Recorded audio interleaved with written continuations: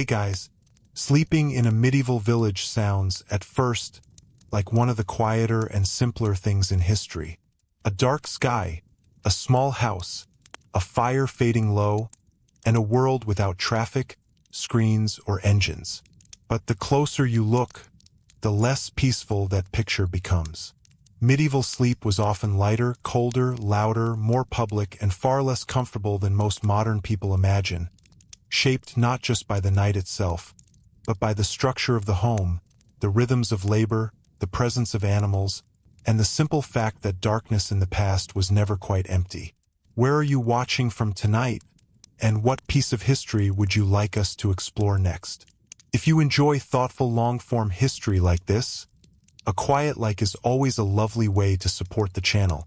And if calm, intelligent journeys into the past are your kind of thing, subscribing is an easy way to find more of them.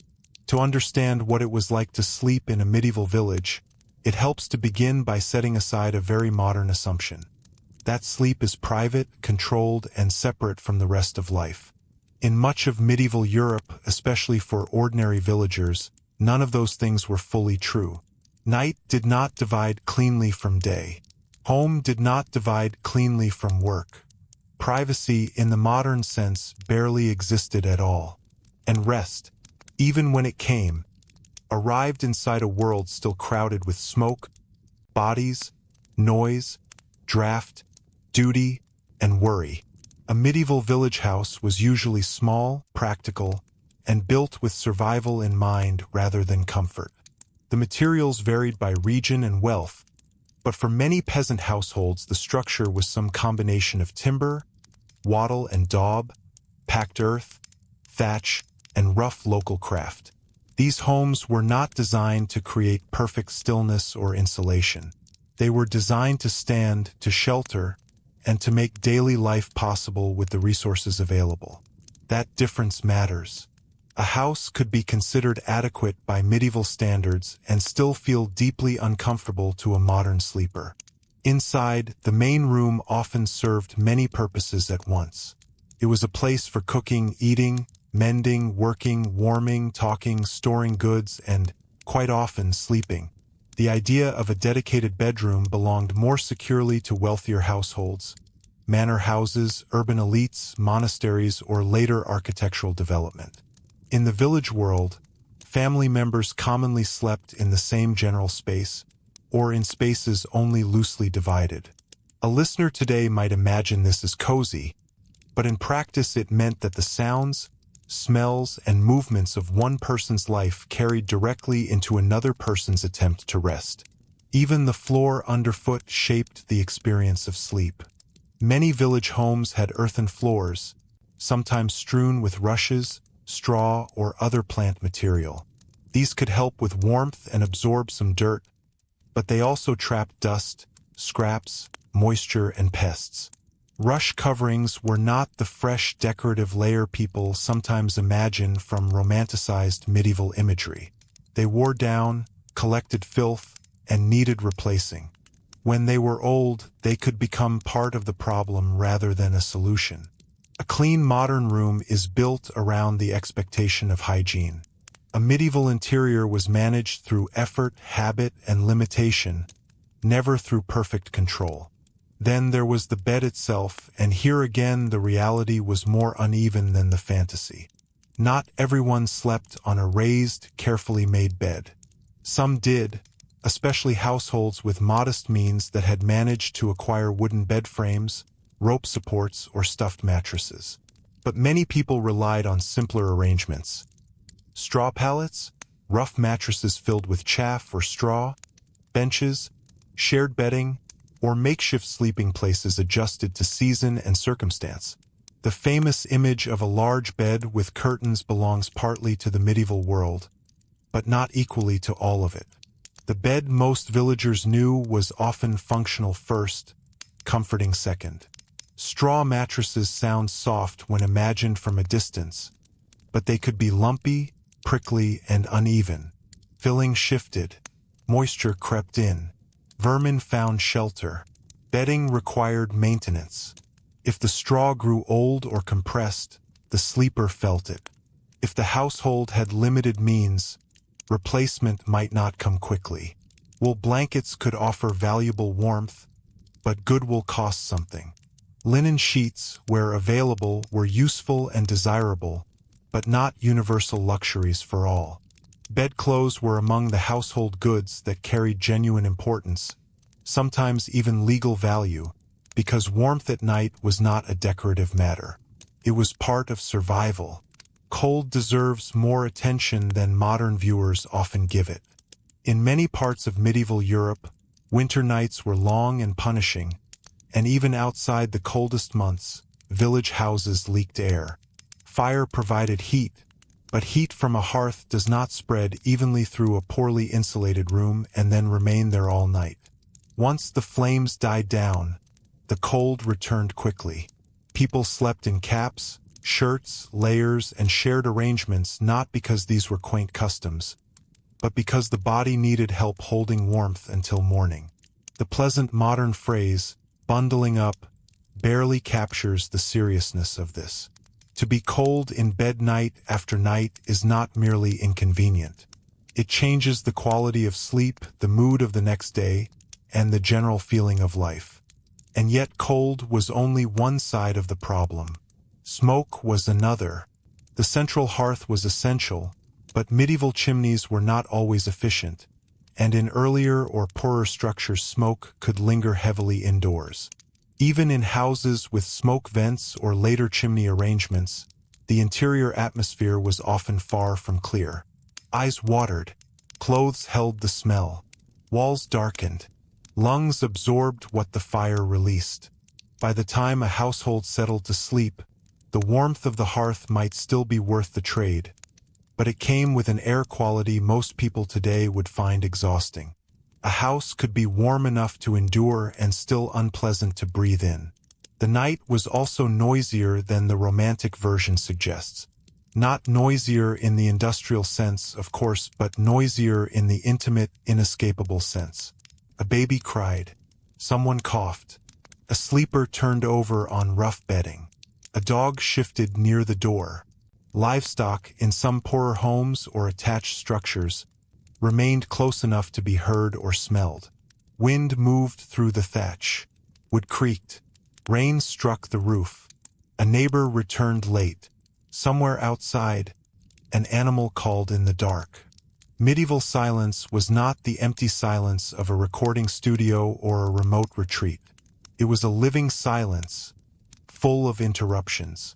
This is where one of the more interesting corrections to modern assumptions begins to appear. People often imagine the pre-modern night as naturally restful because it lacked modern entertainment and artificial stimulation. But exhaustion and good sleep are not identical. Villagers often worked hard enough to crave rest deeply, yet the environment around that rest was unstable. Physical fatigue could certainly help someone fall asleep, but it did not erase cold feet, hunger, shared space, noise, damp cloth, or the anxiety of tomorrow's labor. Medieval people were not sleeping beautifully because they had no smartphones. They were sleeping as best they could inside a world that gave them very few ideal conditions. And hunger, or at least imperfect satiety, should not be forgotten.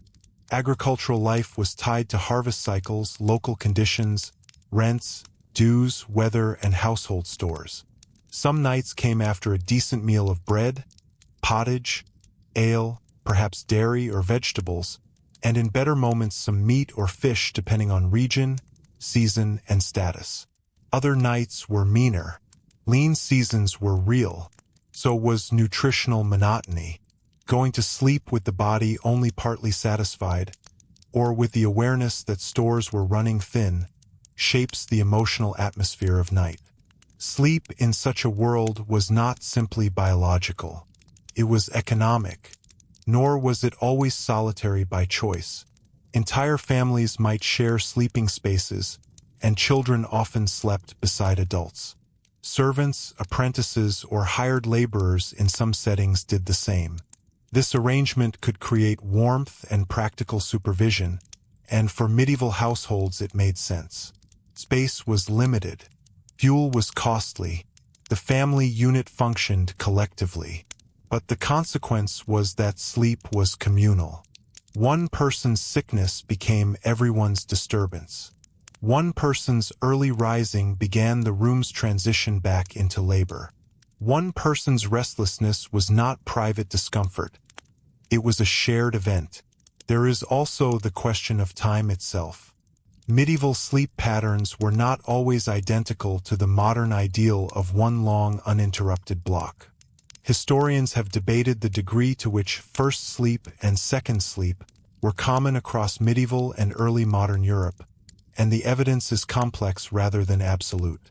Still, there are good reasons to think that in many pre-industrial settings, segmented sleep was familiar enough not to seem strange. People might wake in the middle portion of the night, stir the fire, pray, speak quietly, relieve themselves, check animals, or simply lie awake before sleeping again. That does not mean every villager followed one neat pattern, but it does remind us that waking at night was not always treated as a failure. In a darker world with longer evenings and fewer mechanical schedules, the boundary between sleeping and waking could be looser than modern people expect. That looser rhythm was shaped by light. Candlelight and oil lamps existed, but they were resources, not casual background features. To burn light was to consume something valuable. Darkness therefore carried more authority. Evening activities narrowed. Bodies adjusted. But darkness also brought vulnerability. Outside the house, paths became harder to navigate, and village night carried moral, religious, and practical meanings all at once. Night was associated with danger, temptation, spirits in popular imagination, crime, weather, illness, and the unknown. A modern person may think of bedtime as a personal routine. For a villager, nightfall could feel more like entering a different condition of the world. That psychological atmosphere mattered. Medieval Christianity, folk belief, local superstition, and inherited fear all shaped how darkness was experienced. People prayed before bed not only from devotion, but often from a genuine sense that sleep involved risk. One surrendered consciousness in a world where fires could spread, sickness could worsen, weather could turn, and death was never abstractly distant. Bedtime prayers, invocations, charms in some places, and household rituals were part of how people steadied themselves. Sleep was natural, but it was not taken for granted. Even clothing played a role in how one slept. Medieval garments were not designed around modern nighttime specialization for most ordinary villagers. There were shirts, shifts, caps, and layers suitable for bed, but these existed within a clothing culture where textiles were precious and wardrobes were limited. The body at night was still inside the economy of cloth. Bedding and sleepwear were not just comfort items. They were assets, protections, and signs of household condition. A poor sleeper in a cold room was also a person living within the limits of linen production, wool supply, female domestic labor, seasonal washing challenges, and the cost of replacement. And washing itself, contrary to crude myth, was not entirely absent from medieval life. People did care about cleanliness in ways appropriate to their means and beliefs. But keeping bedding fresh, dry, and free from pests was difficult work. Mattresses needed airing. Linen needed washing. Fleas and lice were stubborn realities. Domestic effort could reduce discomfort but not abolish it. Here again, the medieval village reveals one of its core truths. Many ordinary hardships were managed continuously rather than solved permanently. So when we picture a villager lying down at night, the more accurate image is not a fairy tale peasant drifting off in rustic tranquility. It is someone negotiating a series of practical conditions. Is the fire safe? Is the door secured? Are the animals settled? Is the youngest child asleep? Is the weather turning? Are the blankets dry enough? Is there enough fuel left for morning? Can the body warm the bed before the room grows too cold? Can sleep come before tomorrow begins pressing into the mind? And tomorrow was always close. That may be the most important detail of all. Medieval village life was governed by recurring labor.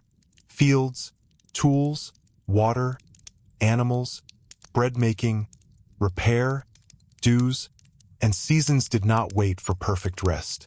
Sleep had to fit inside necessity.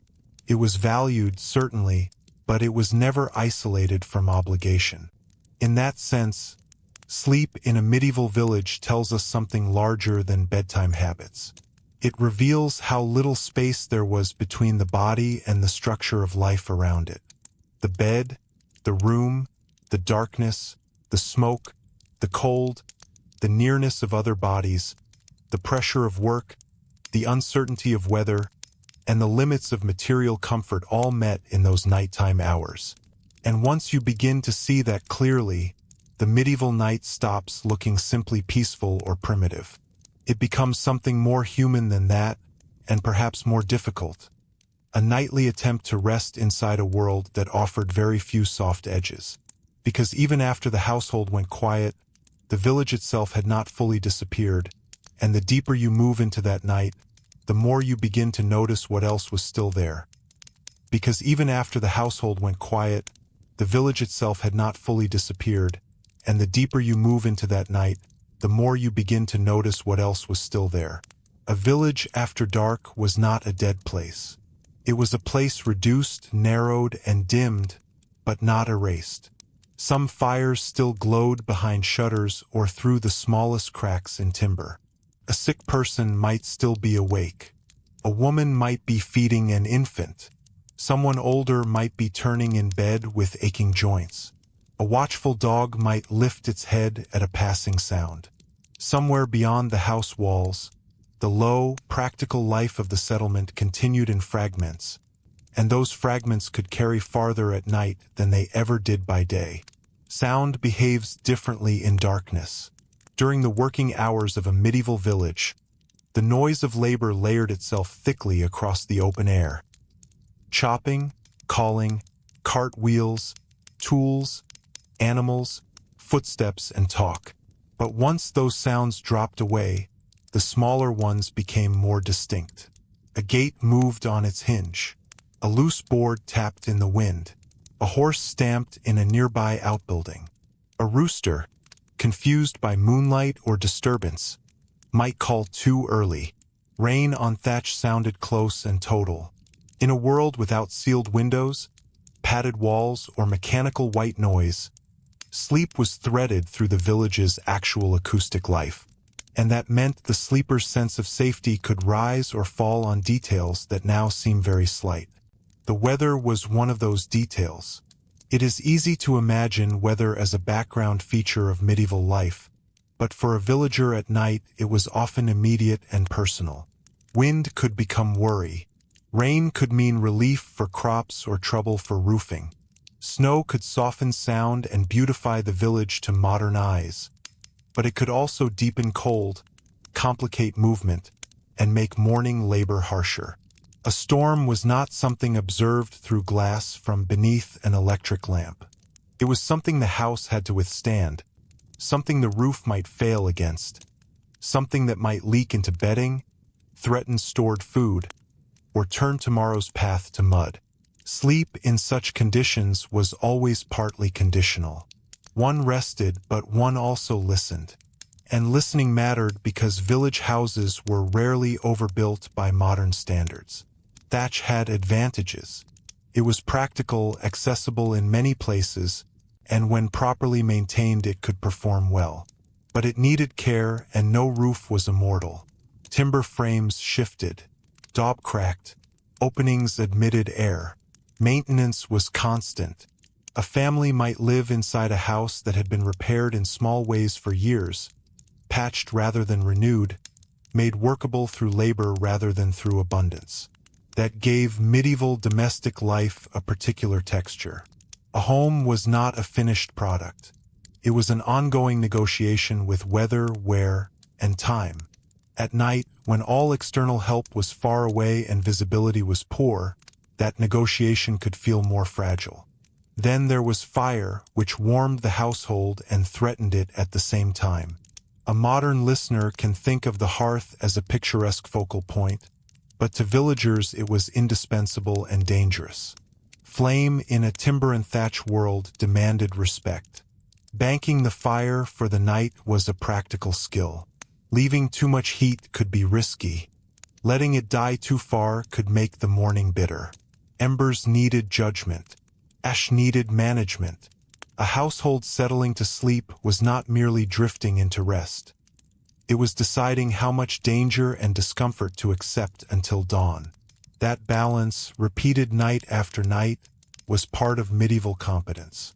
The need to relieve oneself also changed the experience of night in ways easy to underestimate. A wealthy household might have somewhat better arrangements, but for most ordinary people, nighttime bodily needs meant inconvenience, exposure, and interruption. Chamber pots might be used where available. In other cases, one had to go outside, or at least beyond the immediate sleeping arrangement, into cold air and uncertain footing.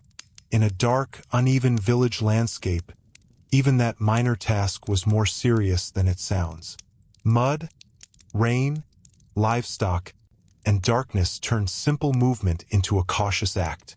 For an older person, a sick person, a pregnant woman, or a child, the difficulty increased. The modern expectation that sleep occurs within a carefully serviced indoor system of comfort would have seemed almost miraculous. And if sickness entered the home, nighttime became something else entirely.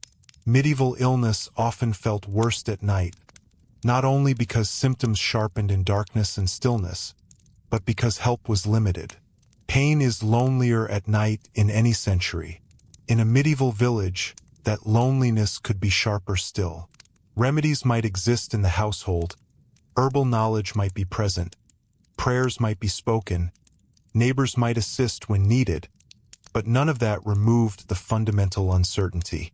A fever rising after sunset carried its own kind of fear. A child's breathing could keep an entire household half awake. A cough, a swelling, a labor pain, a sudden chill. These were not simply medical conditions. They were events unfolding in a home whose resources were finite and whose access to professional care, if it existed at all, was uneven. This is one reason medieval nights were often morally and spiritually charged. People did not separate the physical and the spiritual as neatly as modern secular habits encourage us to do. Darkness, vulnerability, illness, dreams, and death all pressed close together. Evening prayers were more than ornament. They were part of a nightly act of ordering the world. To commend the household to God before sleep was not only pious routine but a rational response to uncertainty within a Christian society. If the night held danger, then prayer helped place that danger inside a framework of meaning. That did not erase fear, but it made fear more bearable. Dreams, too, may have carried greater weight than they often do now.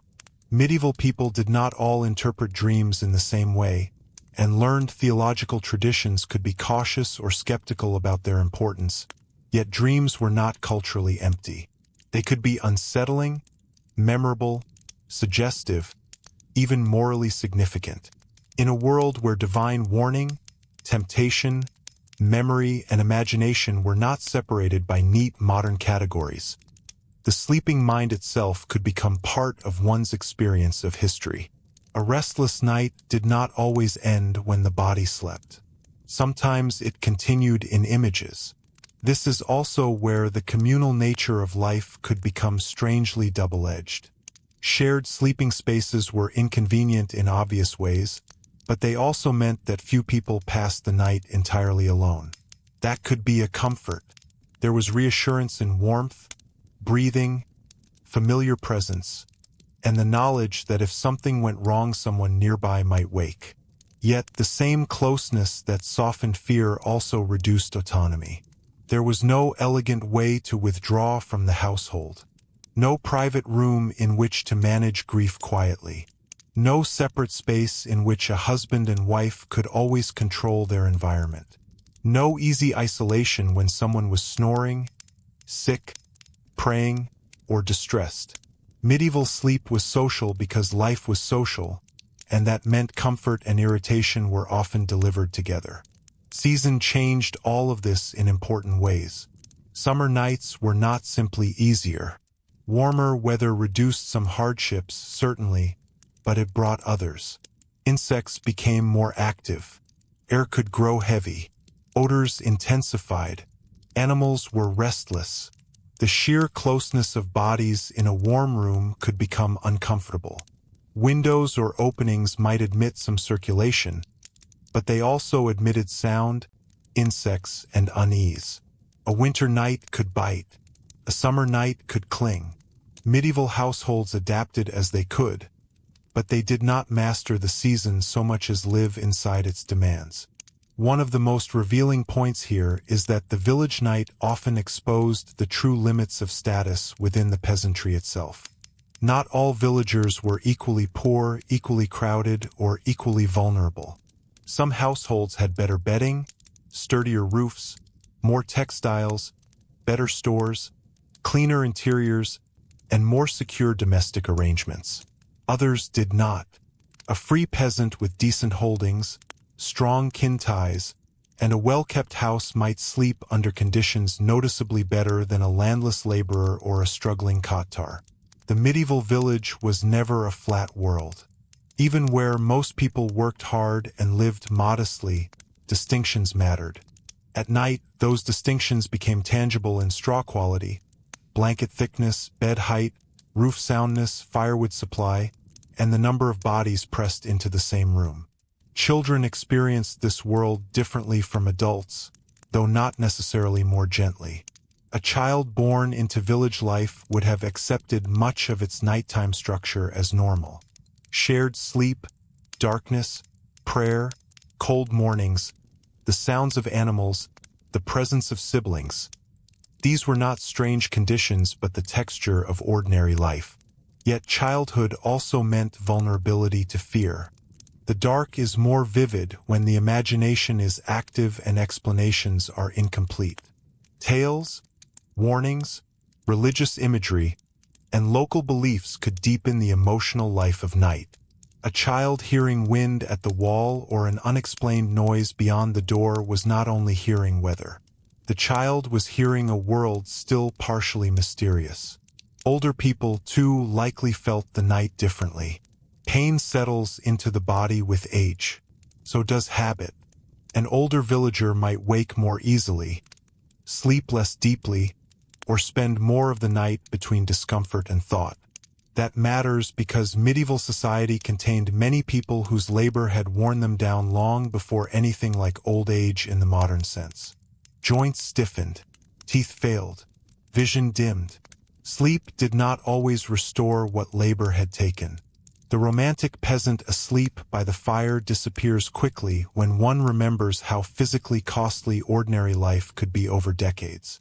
And still, despite all of this discomfort, people did sleep. That fact should not be overlooked in pursuit of hardship. Human beings adapt with remarkable force. What feels unbearable to one era becomes normal to another if lived from childhood. Villagers developed habits, expectations, and tolerances fitted to their conditions. They knew how to arrange bedding, how to judge weather, how to prepare the room, how to use prayer and routine to settle the household, how to rise in darkness when needed. Their sleep was not modern, but it was not an endless collapse into misery either. It was competent, adjusted, and culturally intelligible. That distinction matters because the goal is not to turn medieval life into a caricature of suffering, but to understand how comfort, endurance, and hardship coexisted. In fact, some of the most meaningful comforts in village sleep were probably the ones modern people least prioritize. Familiar rhythm, recognizable sounds, the presence of kin, the predictability of custom, the certainty that everyone else in the room understood the same cold, the same early rising, the same seasons, the same limitations. Medieval life was materially hard, but it was often socially legible. A villager going to bed did not usually wonder whether the arrangement was ideal. The arrangement was life. That acceptance could soften experiences that from the outside look severe. But acceptance had limits, and one of the clearest places those limits appeared was during periods of wider stress. Harvest failure, epidemic disease, military passage, taxation pressure, local lordship disputes, theft, or bad winters all entered the house at night whether or not anyone spoke of them aloud. The body might lie down, but anxiety remained active. If grain stores were low, if rents were due, if an illness was moving through nearby households, darkness did not calm the mind. It gave the mind room to work. Night has always had a way of enlarging uncertainty, and in a village economy where the margin for error was narrow, that enlargement could be profound. This is why the medieval night cannot be understood only through objects like beds and blankets. It has to be understood through structure. Who owned the land? Who owed labor? Who had stores? Who had kin nearby? Who was sick? Who was old? Who had recently buried someone? Who had enough fuel? Who trusted the roof above them? Sleep was personal, but the conditions of sleep were social. The village came into the bed with the sleeper, and beyond the village, the wider landscape remained present too. Forest edge, marshland, open field, road, stream, churchyard, lord's manor, and distant settlement all shaped how darkness felt. A house at the center of a compact village did not experience the night exactly as an isolated cottage did. Proximity altered fear. So did reputation. Some roads were thought safer than others. Some places carried stories. Bells from the church, when present, could help organize time or mark alarm. In that sense, sleep in a medieval village was never only domestic. It was geographical. That geography becomes even more important once you begin asking what happened when night was interrupted not by weather or illness, but by movement, by someone arriving late, by an animal disturbed, by the rumor of strangers on the road, by the kind of uneasy sound that makes an entire household shift from drowsiness into listening. And it is there, in that fragile boundary between rest and alertness, that the medieval village at night begins to reveal another layer altogether. And it is there, in that fragile boundary between rest and alertness, that the medieval village at night begins to reveal another layer altogether. Sleep was never entirely separate from vigilance. For many villagers, especially in smaller or more exposed settlements, the night carried a quiet expectation that one might have to wake quickly. Not every sound meant danger, of course. Most did not. A loose animal, a shifting gate, a late-returning neighbor, wind moving through wood, these were ordinary. But ordinary life in the medieval world trained people to listen differently. Security was not outsourced to locks, alarms, police patrols, or distant emergency services. It was local, immediate, and often collective. If something was wrong, the first response came from the people already there. This made the threshold of sleep lighter than modern people sometimes imagine. A person could be exhausted and still remain partially tuned to the household's vulnerable points. Was the fire safe? Were the animals secure? Was the door properly barred? Had the tools been brought in?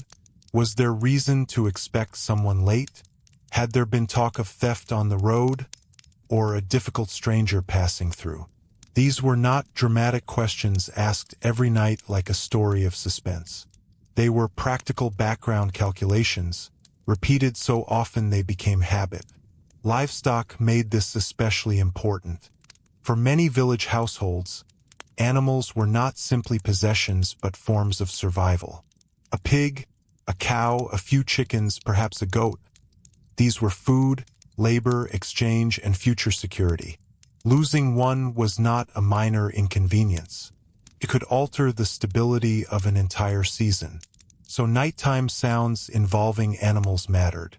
A distressed animal could signal illness, whether trouble, predators, or theft. Even households without animals of their own were part of a village where livestock shaped daily rhythm. The barking of dogs, the uneasy movement of cattle, the sudden noise from a stable could pull attention sharply through the dark. Dogs themselves occupied an interesting place in this nighttime world. They were not modern pets in the sentimental sense for most villagers, though affection certainly existed.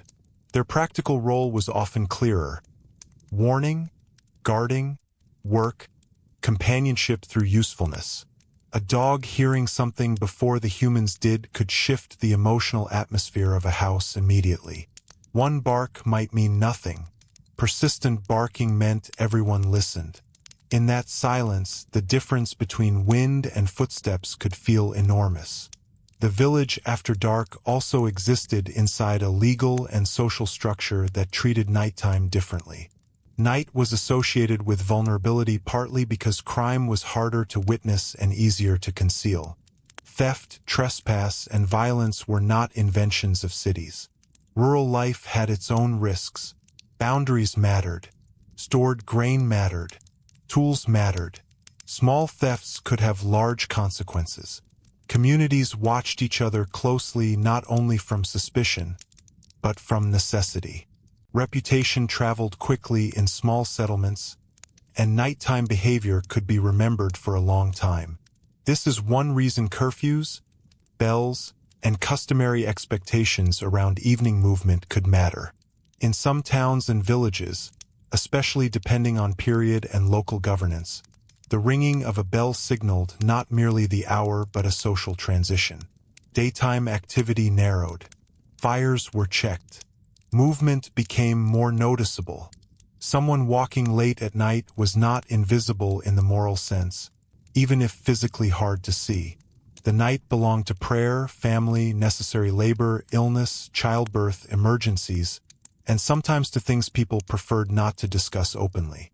That moral texture shaped imagination as much as behavior. The medieval night was full of stories. Not simply ghost stories in the modern entertainment sense, but a lived symbolic world in which darkness was linked to temptation, danger, wandering spirits in popular belief, demonic fear, divine testing, and the uncertain edges of human understanding. Learned theology and local folklore did not always agree neatly, but both gave night significance. Roads felt different after sunset because they were different, not only practically but emotionally. A lone traveler at night entered a landscape thick with both physical and spiritual interpretation. It would be a mistake to treat medieval people as uniformly superstitious in a shallow way. Many responses to nighttime fear were deeply practical. A villager feared the road at night because robbers, bad footing, cold, and disorientation were real problems. But practical fear and symbolic fear often lived together. A person could worry about wolves and also about what darkness represented. The boundary between material and spiritual life was more porous. This did not make people irrational. It made their understanding of risk broader than our own categories usually allow. Even the church itself, so often the visual center of the village, changed character at night. By day it was public, structured, familiar. By night it could feel heavier with presence. The churchyard especially held emotional power. Burial grounds were part of ordinary life, not hidden away at urban distance.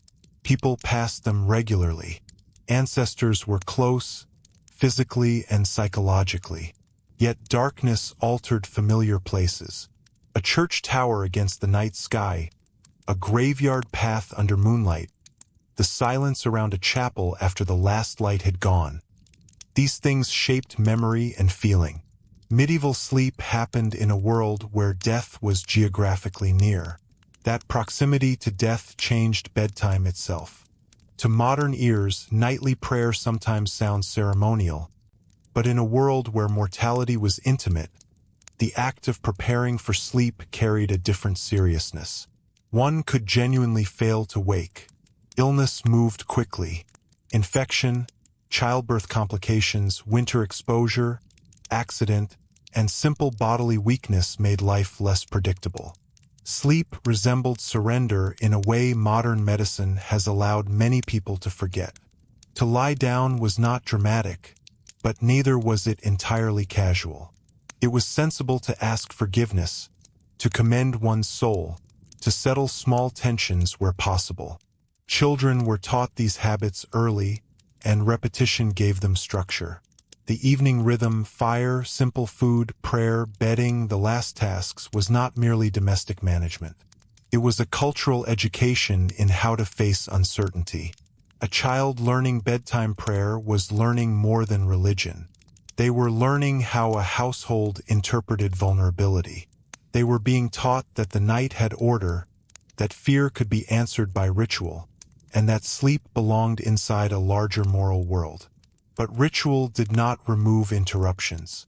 One of the least glamorous realities of village sleep was simply how often it could be broken by labor itself. Not all work ended cleanly at sunset. Bread preparation might stretch late. Brewing, mending, preserving food, tending the sick, watching over laboring animals, assisting a birth. These tasks ignored the elegance of bedtime. Women especially, though not exclusively, often carried domestic responsibilities that blurred the line between day and night. Sleep could be postponed not because of insomnia, but because the household still required hands. Birth is a powerful example. A labor beginning at night transformed the house completely. Sleep ended for everyone involved. Neighbors might be called. Experienced women arrived. Fire was fed. Water was heated. The emotional atmosphere shifted from ordinary darkness to intense concentration. Medieval childbirth was both familiar and dangerous, and nighttime births were part of life's ordinary unpredictability. The village slept, except where suddenly it did not. And by morning, one household might be holding a newborn while another quietly remembered a different outcome. Death visits at night in much the same way. Illness worsens in darkness. Breathing changes. The fever turns. Someone is called for. Priest if time allows. Family gathers. A household that expected rest becomes a place of waiting. These moments shaped how people thought about sleep itself. Night was not neutral time. It was often when life's thresholds became most visible. There is another subtle point here that modern listeners often miss. Darkness slowed explanation. If something went wrong at midnight, understanding it could take time. There was no switch to flood a room with light, no quick check of a distant relative's condition, no instant reassurance from information. People interpreted events gradually, through touch, sound, memory, and partial visibility. Was that child feverish or simply warm from blankets? Was that smell smoke from the hearth or something worse? Was that movement outside the house a fox, a neighbor, or trouble? Night made certainty expensive. This uncertainty also gave authority to those with experience. Older women who knew illness signs, older men who understood weather patterns, neighbors familiar with animal behavior, these people mattered. Knowledge was often local, embodied, and trusted because it had been tested repeatedly. A person who had heard a roof fail before could hear warning differently. Someone who had survived hard winters recognized silence around livestock as meaningful. Sleep and safety were shaped by these ordinary experts long before formal expertise entered the room. And then there were travelers. Most nights, the village belonged to those who lived there. But roads existed for a reason, and not everyone who approached after dark was expected. A messenger, a relative delayed by distance, a pilgrim, a laborer returning late, a merchant forced by weather to seek shelter. These arrivals were part of medieval movement.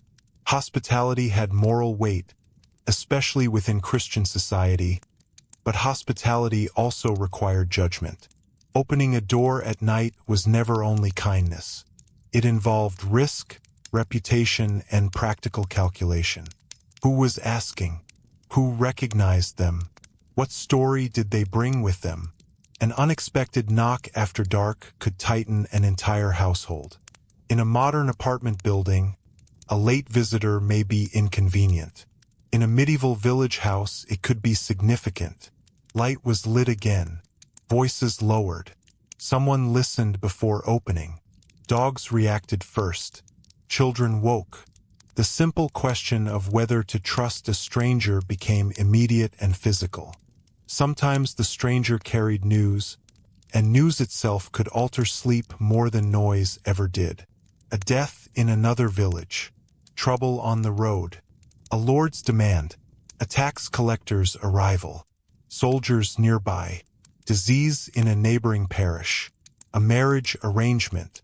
A family dispute. Information moved by people, and it often arrived late because distance required it. The night that began as ordinary could end as the beginning of a different season of life. This is where village sleep becomes inseparable from village memory. People remembered nights. Not everyone, of course, but the ones when weather broke the roof, when a child was born, when someone died before dawn, when strangers arrived, when bells rang unexpectedly, when animals panicked, when fire threatened the house. These memories gave emotional shape to future nights. Sleep is partly built from expectation. Once a household has known interruption, every strange sound carries a little history with it. And still, most nights were ordinary. That ordinariness matters because it is easy to let unusual moments dominate the imagination. Most villagers were not spending every evening in terror. They were tired. They were practical. They followed routine because routine worked. They banked fires, checked animals, shared space, prayed, adjusted bedding, and prepared to rise again. Medieval sleep was difficult partly because it was repetitive. Hardship that repeats becomes invisible from the inside, even while it defines a life. The rhythm of waking reflected that same structure. Morning did not arrive as a gentle personal preference. It arrived because work did. Dawn entered through cracks in shutters, through sound, through temperature, through obligation. Someone rose first. Fire had to be coaxed back. Animals needed attention. Bread had to be managed. Water had to be carried. The bed was never the center of the house for long. It was a temporary station in a life organized around labor. Which means that perhaps the deepest truth about sleeping in a medieval village is that it was never truly about sleep alone. It was about how a society understood rest, safety, family, faith, labor, and vulnerability. The bed was simply where all those structures became quiet enough to hear. And once you begin to see that, another question naturally follows. If ordinary villagers slept like this through most of the year, what happened during the longest nights of winter, when darkness arrived early, the cold deepened, and the house itself had to become almost an entire world until morning? Winter changed the meaning of evening. In summer, dusk could feel like a gradual softening of the day, but in winter, especially in the northern parts of medieval Europe, darkness arrived with a kind of authority. The working day shortened not because anyone wished it to, but because light itself withdrew. By late afternoon, the village was already leaning toward night. Fields emptied earlier. Paths became harder to trust. The fire inside the house stopped being one comfort among many and became the center around which nearly everything else was arranged. To modern people, winter indoors often suggests coziness, blankets, warm light, stillness. But medieval winter comfort depended almost entirely on whether a household had managed to prepare for it properly. Fuel mattered first. Firewood was not decorative. It was survival. Gathering, storing, protecting, and rationing wood or other burnable material shaped the season long before the first frost arrived. A household with insufficient fuel did not merely feel inconvenienced. It entered winter with a quiet form of fear. Every log burned at night was a decision. Too much, and the household risked shortage before spring. Too little, and sleep became a contest against cold. Families learned the discipline of measured warmth. Fires were coaxed rather than lavishly fed. Ashes were used carefully to preserve embers. Morning could begin with the task of reviving yesterday's heat rather than creating new warmth from nothing. In a modern heated house, warmth is often invisible and constant. In a medieval winter house, warmth was visible, fragile, and always being negotiated. Cold also changed the body's relationship to the bed. Climbing into bed did not guarantee comfort. Sometimes the bed itself was bitterly cold at first touch. Sheets and straw held the temperature of the room. Blankets helped only after body heat had begun its slow work. Some households used warming pans in later periods and wealthier settings, but for ordinary villagers, warmth often came through shared sleeping, layered clothing, woolen coverings, caps, and patience. People did not undress into soft pajamas and slide into a warm mattress. They entered the cold carefully and hoped the body could persuade the bed to become livable. This is one reason bed sharing was so common and so practical. Modern privacy expectations can make shared beds sound purely uncomfortable, but in winter warmth changed the calculation entirely. Spouses shared beds. Children shared beds. Servants or kin in some households did the same depending on status and space. Warmth generated by bodies was valuable. The emotional and physical boundaries of sleep were shaped by necessity before preference. To sleep alone in winter, if one could avoid it, might simply have been colder than wisdom allowed. Animals, too, became part of the winter equation. In some poorer households or attached structures, livestock were kept close not from rustic charm but from practical survival. Animals represented wealth, yes, but they also produced heat and required protection from weather and theft. The smell, noise, and inconvenience that came with proximity were accepted because the alternative could be worse. A modern person may find the idea deeply unromantic. Medieval people often found it sensible. Winter nights also made time feel different. Longer darkness stretched the hours between evening and dawn, and without abundant artificial light, that time had to be filled carefully. People mended clothing, prepared tools, spun wool, repaired household goods, spoke quietly, prayed, or simply rested in ways modern productivity often forgets. Candlelight and lamp oil were resources, so not every activity could continue indefinitely. Darkness encouraged a slower domestic rhythm. Yet slow did not mean peaceful. Long nights could make worries feel larger precisely because there was more silence around them. Hunger was sharper in winter too. By late winter, especially before the first signs of spring growth, stores could be thin. Medieval people knew the experience of the hungry gap. When preserved food, grain reserves, and household confidence all began to narrow at once. Sleeping while knowing the household stores were diminishing gave winter nights their own psychological edge. Bread mattered more. Ale mattered more. A spoiled barrel, a failed store of grain, or sickness in an animal could turn ordinary anxiety into something immediate. Night made these calculations harder to ignore, and winter darkness carried a particular emotional texture because the outside world itself became less available. Roads were worse. Visits were fewer. Travel could be dangerous or pointless. Mud, frost, snow, and shorter light meant the house became more enclosed, and with enclosure came intensity. Relationships inside the home had fewer escapes. Irritations lasted longer. Illness spread more easily through closeness. But so did intimacy, memory, and dependence. Winter made the household feel both smaller and more important. This is where the architecture of the medieval house reveals its emotional life. Smoke-darkened beams, the smell of wool drying near the fire, boots near the door, tools against the wall, children half asleep beside the hearth, someone patching clothing by weak light. These were not picturesque details added for atmosphere. They were the actual structure of winter survival. Sleep began inside this environment, not after it. The house was not staged for bedtime. It was still carrying the day. Religious life also deepened during winter darkness. The church calendar itself gave shape to the season: Advent, Christmas, the turning of the year, Candlemas, Lent, depending on time and place. Feasts and fasts were not abstract spiritual markers. They entered domestic rhythm. The expectation of winter festivals brought relief, anticipation, and sometimes financial strain.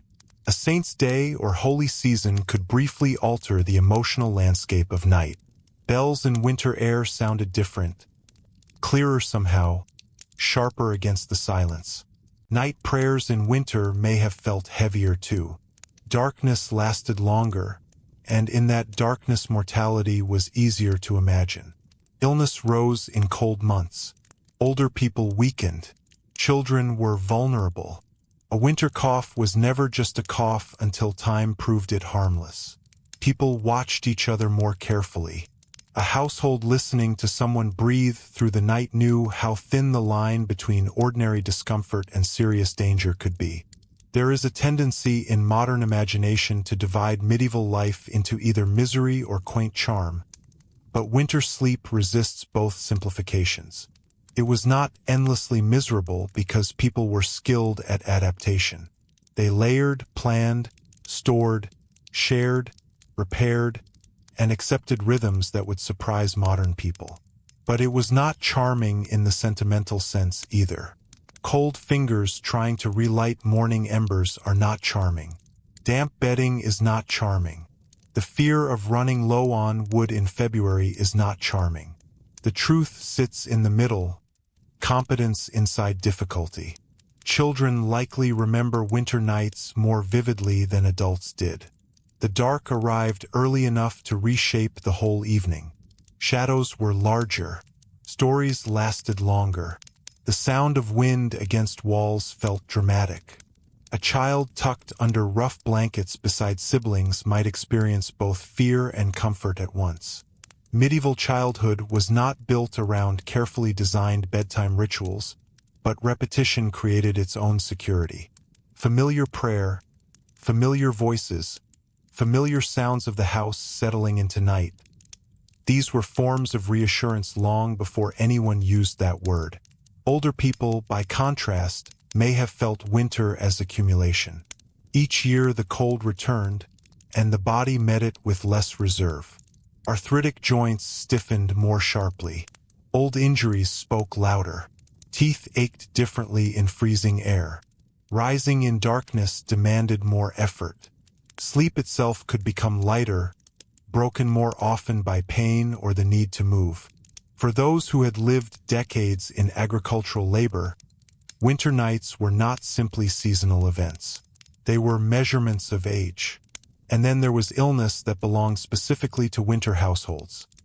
Fevers that spread indoors, lung sickness made worse by smoke and closeness, infections that lingered because rest was incomplete and nutrition was limited.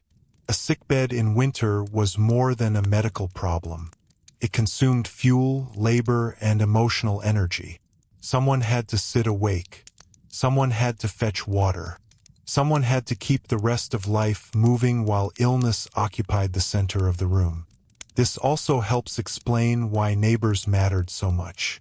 Medieval village life could be harshly hierarchical, but it was also interdependent. In winter especially, isolation was dangerous. Borrowed embers, shared labor, help during childbirth, assistance during sickness, someone to watch children while another crisis unfolded. These acts were not sentimental community spirit. They were part of survival. Sleep itself could depend on whether one trusted the people beyond the wall. Even sound changed under winter conditions. Snow muted certain noises and sharpened others.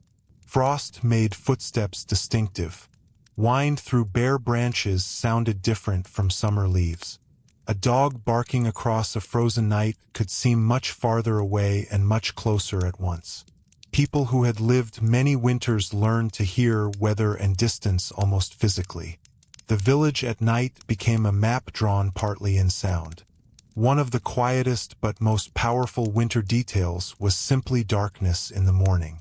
Rising before sunrise in deep winter meant beginning the day still inside night. Work started by firelight or near darkness. The body did not wake naturally into brightness. It was pulled into labor because necessity demanded it. That changes how sleep feels. Rest is no longer a clean cycle of night and day. It becomes a brief shelter between two stretches of darkness. And yet winter also produced moments of extraordinary intimacy. Families close to the hearth. Stories repeated across generations. Repair work done by hand while weather held the world still outside. The strange comfort of shared hardship. Modern people often search for slow living as a chosen aesthetic. Medieval winter offered slowness because there was no alternative. Sometimes that slowness was oppressive. Sometimes it created a depth of attention difficult to imagine now. This is perhaps the quiet contradiction at the heart of sleeping in a medieval village during winter. Discomfort and belonging were often intertwined.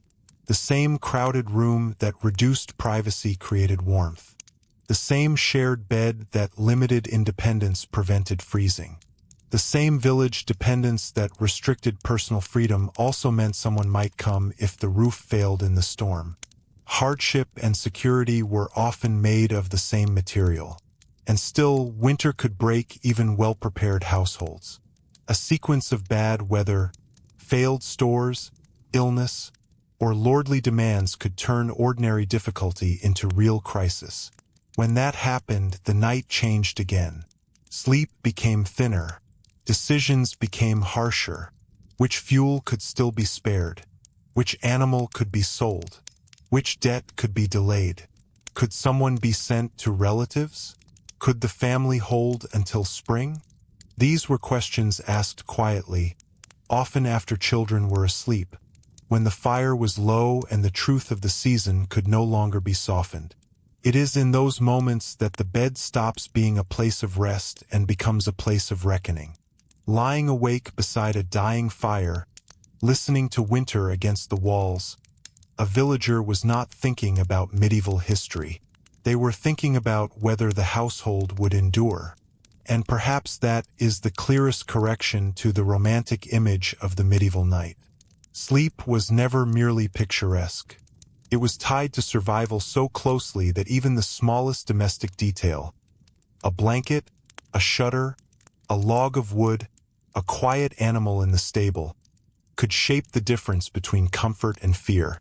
Which is why, when spring finally approached and the first real signs of changing light returned, people noticed it not as poetry first, but as relief, because after months of winter sleep, even dawn itself could feel like the return of something almost physical. The change did not arrive all at once. Medieval spring entered slowly, often suspiciously, as if no one fully trusted it at first. A softer morning, less ice at the edge of the water, a roof drip where there had been frost, air that no longer cut quite so sharply before sunrise. The body noticed before language did. People who had spent months sleeping in cold rooms understood warmth as a practical event. It meant less fuel burned. It meant less fear of night. It meant the possibility that the household might begin to loosen its grip on winter discipline. Sleep changed with that light. The bed itself felt different when the room no longer punished stillness. Blankets that had been essential became negotiable. The fire could be allowed to fade with less anxiety. Windows or openings could admit more air without inviting suffering. People moved differently in the house. Children were less reluctant to leave warmth in the morning. Adults rose into labor that, while still demanding, no longer began with the immediate argument against cold. But spring also brought its own kind of disturbance. Medieval life was never arranged so neatly that one season simply solved the problems of another. The same warmth that relieved winter hardship reopened the village to mud, dampness, disease, insects, and labor that returned with full force. Sleep became less about surviving cold and more about surviving exhaustion.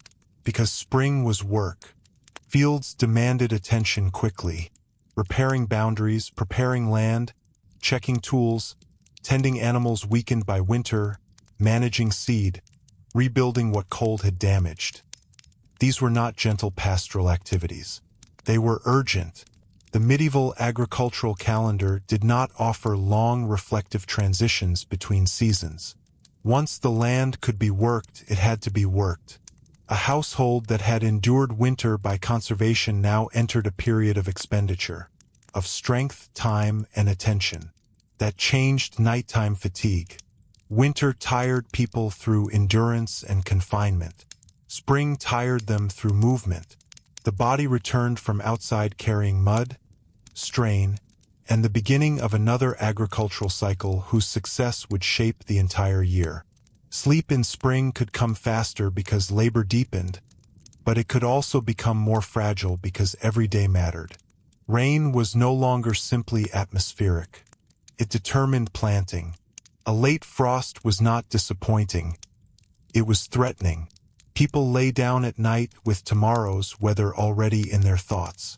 This is one of the most important truths about medieval sleep. Rest was seasonal because anxiety was seasonal. A modern person often experiences stress through schedules, institutions, and abstract financial systems.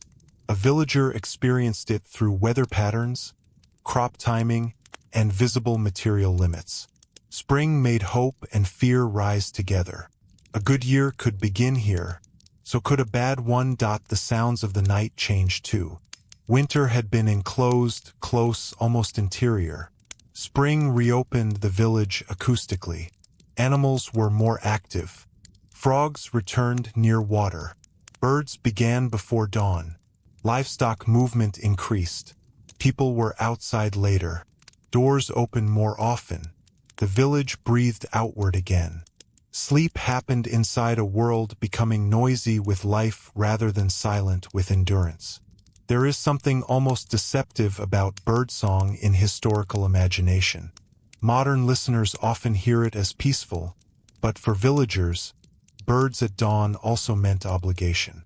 Morning had begun. The rooster was not a charming symbol of rustic life. It was an announcement that rest was over. Spring dawns arrived earlier, and with them came longer days of labor. The light that felt like relief also shortened the protected darkness of sleep. And yet, emotionally, spring nights often carried a different quality. Hope alters sleep. Not perfect comfort, not romantic happiness, but a loosening of winter's pressure. The knowledge that stores might soon be replenished, that animals might strengthen, that roads would improve, that children could spend more time outside, that illness tied to cold might ease. These things changed how darkness felt. A night in April was not merely warmer than a night in January. It belonged to a different emotional season. This shift can also be seen in domestic cleanliness. Spring allowed tasks that winter made harder. Bedding could be aired more effectively. Rushes could be replaced. Clothing could be washed and dried with less risk. Mattresses could be shaken out. The house itself, after months of smoke and confinement, could be refreshed. None of this created modern hygiene, but it mattered. Sleep in a cleaner bed, in air that moved more freely, in a room less trapped by winter, changed both comfort and mood. Here again, women's labor often carried much of the invisible structure. Domestic recovery from winter was not automatic. Someone had to do it. Bedding did not freshen itself. Children did not organize themselves. Clothing did not mend through hope alone. The idea of spring renewal, so often made poetic in later imagination, rested heavily on physical work, much of it repetitive and easily forgotten by formal history. Yet without it, sleep itself remained harder. Animals shaped spring nights in their own ways. Lambing, calving, illness after winter weakness, animals escaping poor fencing softened by thaw. These events could interrupt sleep just as sharply as winter storms had. A villager might rise in darkness not because of fear of freezing, but because a cow was laboring or a sheep was in trouble. Agricultural life kept night porous. Even rest remained partly on call. Children probably felt spring most dramatically. After months of confinement, the world outside became available again. Light lasted longer. Paths reappeared. Movement expanded. A child's relationship to bedtime changed when the day itself felt larger. Sleep might be resisted not from comfort, but from excitement. The village no longer seemed pressed inward by cold. It stretched outward again toward fields, water, woods, and ordinary adventure. Older people, meanwhile, may have felt spring with a more complicated gratitude. Relief from winter pain did not erase age, but it changed its terms. Stiff joints moved more easily. Morning rising was less punishing. The body trusted the season more. Yet spring also demanded labor from people who may already have been physically worn. Relief and responsibility returned together. There was no season in which one simply rested without cost. Religious life marked spring differently as well. Easter, depending on calendar and year, brought not only spiritual significance but emotional and communal reset. After Lent and winter's severity, feast and celebration changed village atmosphere. Food, gathering, bells, movement to and from church. These things reminded people that time was not just agricultural but sacred. Sleep around feast days was often less ordinary because life itself briefly stepped out of routine. That routine, however, always returned. And one of the most overlooked parts of medieval sleep is how quickly novelty disappeared into repetition. The first warm night felt memorable. By the 20th, it was simply life again. People adjusted not once, but continuously. This adaptation is why medieval villagers were not constantly narrating their own hardship in dramatic terms. They were busy. They noticed change because change mattered, but they did not live inside historical commentary. They lived inside necessity. There is another quiet detail worth noticing. Smell. Modern people often underestimate how much smell shapes memory and comfort because modern interiors are so aggressively managed against it. Medieval houses were not. Winter smoke, damp wool, animals, earth floors, stored food, unwashed bodies after labor, herbs hung to dry, rushes underfoot, manure nearby, spring mud entering on boots. All of this formed the atmosphere of sleep. Comfort was partly olfactory. A freshened room after winter, dry bedding, cleaner air near an open door. These were luxuries of perception, not decoration. Spring rain brought its own contradictions. Rain could be welcome for fields and deeply inconvenient for sleeping. Dampness entered bedding. Roof weaknesses reappeared. Mud traveled indoors. The sound of rain in a thawing season meant hope and nuisance together. Villagers did not have the luxury of separating beauty from utility very often. A rainy night might be good for crops and bad for rest at the same time. And still, for all the seasonal variation, one constant remained. Sleep belonged to the household more than the individual. A modern person may think of bedtime as a private negotiation between body and mind. In a medieval village, it was usually a collective event. One person's schedule altered everyone else's. One person's illness changed the room. One person's worry entered the shared silence. The family slept as a unit more often than as separate selves. Marriage existed inside that reality too. A husband and wife sharing a bed were not simply participating in romance or duty. They were managing property, warmth, fertility, labor, privacy, and public expectation all at once. Bed sharing was domestic politics as much as intimacy. Children arriving altered it. Aging altered it. Wealth altered it. Illness altered it. The medieval marriage bed, especially among ordinary people, was part of the economic structure of life. not a separate emotional chamber removed from the rest of the house. This matters because so much modern imagination about the past is built from elite objects: paintings, literature, surviving furniture, noble houses. But the ordinary village bed was rarely preserved beautifully enough to dominate cultural memory. What remains instead are assumptions. And assumptions tend to romanticize. A carved bed frame from a wealthy house survives in a museum. A poor family's straw pallet disappears. Yet most people lived closer to the pallet than the museum object. The same is true of silence. We imagine the medieval night as silent because elite writing often makes silence symbolic. But ordinary sleep was full of interruption. Children, coughing, prayer, snoring, animals, bells, storms, footsteps, births, grief, labor, and weather. Silence existed, but it was a living silence, not an empty one. A villager knew the difference between ordinary night sound and the sound that meant getting up immediately. That instinct was sharpened most during times of crisis, and one of the strongest examples came during years when harvests failed or disease spread through a region. In those moments, sleep itself changed character. It became suspicious. People listened not only for household sounds, but for the signs of wider trouble. Church bells at unusual hours, news arriving late, neighbors speaking differently, doors opening at night. A village senses crisis before it always names it. Imagine a spring that should feel like relief but doesn't. The frost lingers too long. Seed fails. Animals weaken. Someone in the next household begins coughing blood.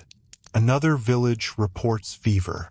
Suddenly the same bed that offered recovery becomes a place where people lie awake counting risks. Has the sickness entered here? Will the grain hold?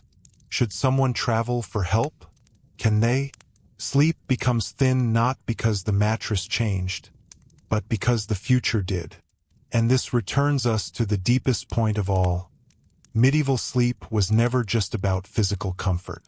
It was a mirror of stability. If the village was secure, sleep deepened.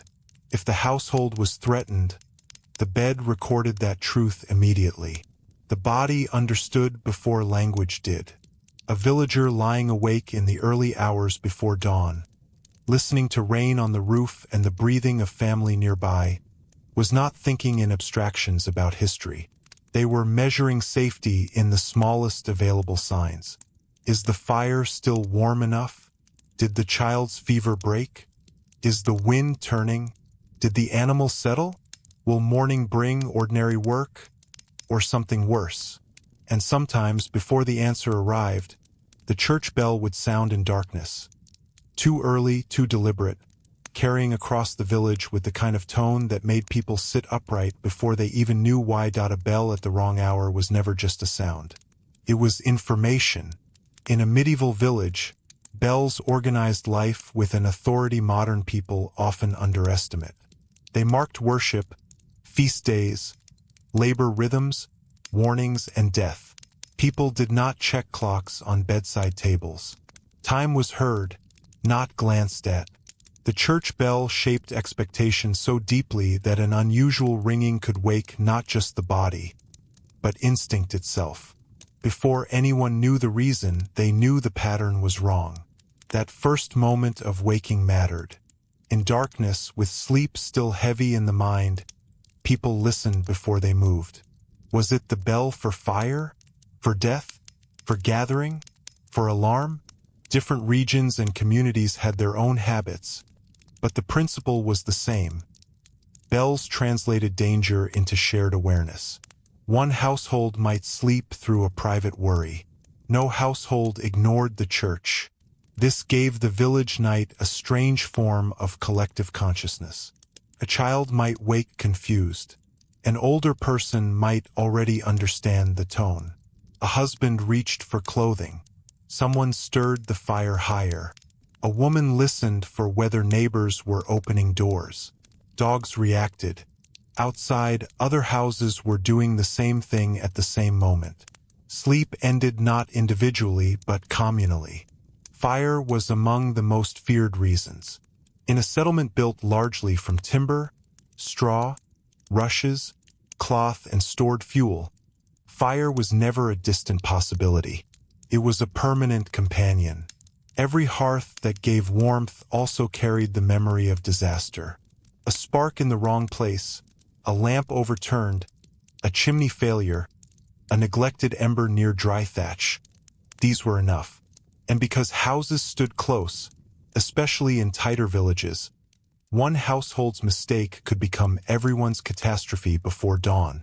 A nighttime fire was especially terrifying because darkness delayed understanding. Smoke might be smelled before flames were seen. By the time someone shouted, precious minutes had already passed. People woke disoriented, pulling children from bedding, grabbing what they could, deciding in seconds what could be saved and what must be abandoned. Medieval villagers knew that a house was not only shelter but memory, labor, and security. To watch it burn was not simply to lose property. It was to lose structure itself. This is why communities responded together. Buckets shouted warnings, animals dragged from danger, neighbors helping move grain sacks, tools, blankets, infants. Fire turned private sleep into public action instantly. In a world without professional fire brigades, the village itself was the emergency response. The bell was not symbolic. It was operational. And afterward, even if the flames were contained, sleep changed for everyone who had watched. The smell of smoke lingered differently. The next night, the checking of the hearth became more serious. Children remembered panic long after adults stopped speaking of it. One bad fire could reshape a village's relationship to darkness for years. But bells rang for death as well, and that produced a different kind of waking. Death in medieval villages was visible, familiar, and deeply social. It was not hidden behind institutions in the way modern societies often hide it. People died at home, among family, near neighbors, with the church physically and emotionally close. A bell tolling before dawn could mean that someone had crossed that final threshold in the night. There was sorrow in that sound, but also recognition. Illness had often been witnessed in advance. The dying person was rarely an abstraction.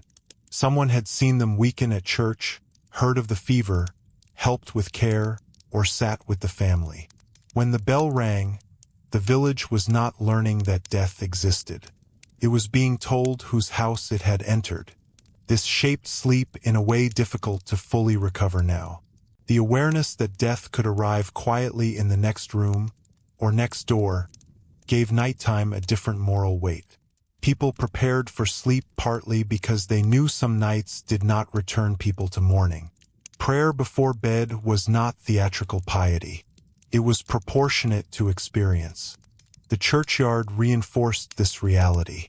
Burial grounds were not distant spaces for rare visits. They were part of the lived landscape. People passed them regularly. The dead remained geographically present. A bell before dawn did not announce entry into a hidden system. It announced a change inside a world everyone already shared. Then there were bells of gathering, moments when authority reached into sleep. A lord's demand, a legal matter, a local emergency, news of soldiers nearby, theft, flooding, sudden weather damage. These could pull a village together before sunrise. Medieval life was governed by structures larger than the household. Manor obligations, parish life, seasonal duties, taxation, and local justice. Sleep existed inside these systems, not outside them. This is important because modern people often imagine sleep as private ownership of time. Medieval villagers had far less of that luxury. If labor was owed, if a crisis demanded hands, if authority called, the bed had to be left. The right to uninterrupted rest was limited by survival and by hierarchy. A peasant could be exhausted and still not control the shape of the next morning. Even weather could ring the bell. flooding near a river settlement, storm damage, sudden wind threatening roofs or crops. These were collective events. A violent storm at night could turn everyone into listeners. Rain on thatch shifted from comfort to warning. Wind against shutters became a question of structural survival. A bell in such moments was less command than recognition. Everyone was already awake, already wondering if the village would hold. And perhaps nowhere was this more emotionally complicated than during outbreaks of disease. When sickness moved through a region, nighttime acquired a new tension. Every cough mattered. Every fever carried interpretation. A bell after dark or before dawn might confirm what everyone feared. Another household, another burial, another sign that ordinary sleep had become impossible because uncertainty had entered every room. It is tempting to imagine medieval plague years only through dramatic images of catastrophe, but much of epidemic fear was quieter than that. It was lying awake listening to your child breathe. It was wondering whether the neighbor's absence from church meant weakness or death. It was the sound of a bell that rang one time too many in a week. Sleep during such periods became fragmented not only by illness itself, but by anticipation. This is where the village's communal life could feel both comforting and suffocating. Everyone knew. Everyone watched. Help could arrive quickly, but privacy vanished. Grief was shared, yet so was fear. A household could not isolate emotionally from the village because the village was the structure of existence. If sickness entered one home, everyone adjusted their own sense of safety. And still, life continued. This is one of the strongest corrections to romantic or catastrophic thinking alike. Most medieval nights were not legendary. They were ordinary. Even during difficult years, people still had to sleep, still had to rise, still had to mend clothing, prepare bread, check animals, and negotiate the same small domestic details. History tends to preserve exceptional nights. The fire, the death, the storm, but life was built from repetition. A mother waking half asleep to soothe a child. An old man shifting his leg because the cold had settled into it. Someone turning the pillow to the cooler side in summer. A dog sighing near the hearth. A whispered conversation between spouses about grain, marriage, or next season's rent. These were not grand events, but they were the true material of medieval sleep. And they reveal something else, intimacy. Because for all the hardship, nighttime was often the only part of the day when conversation could slow. Labor made daylight practical. Night allowed reflection.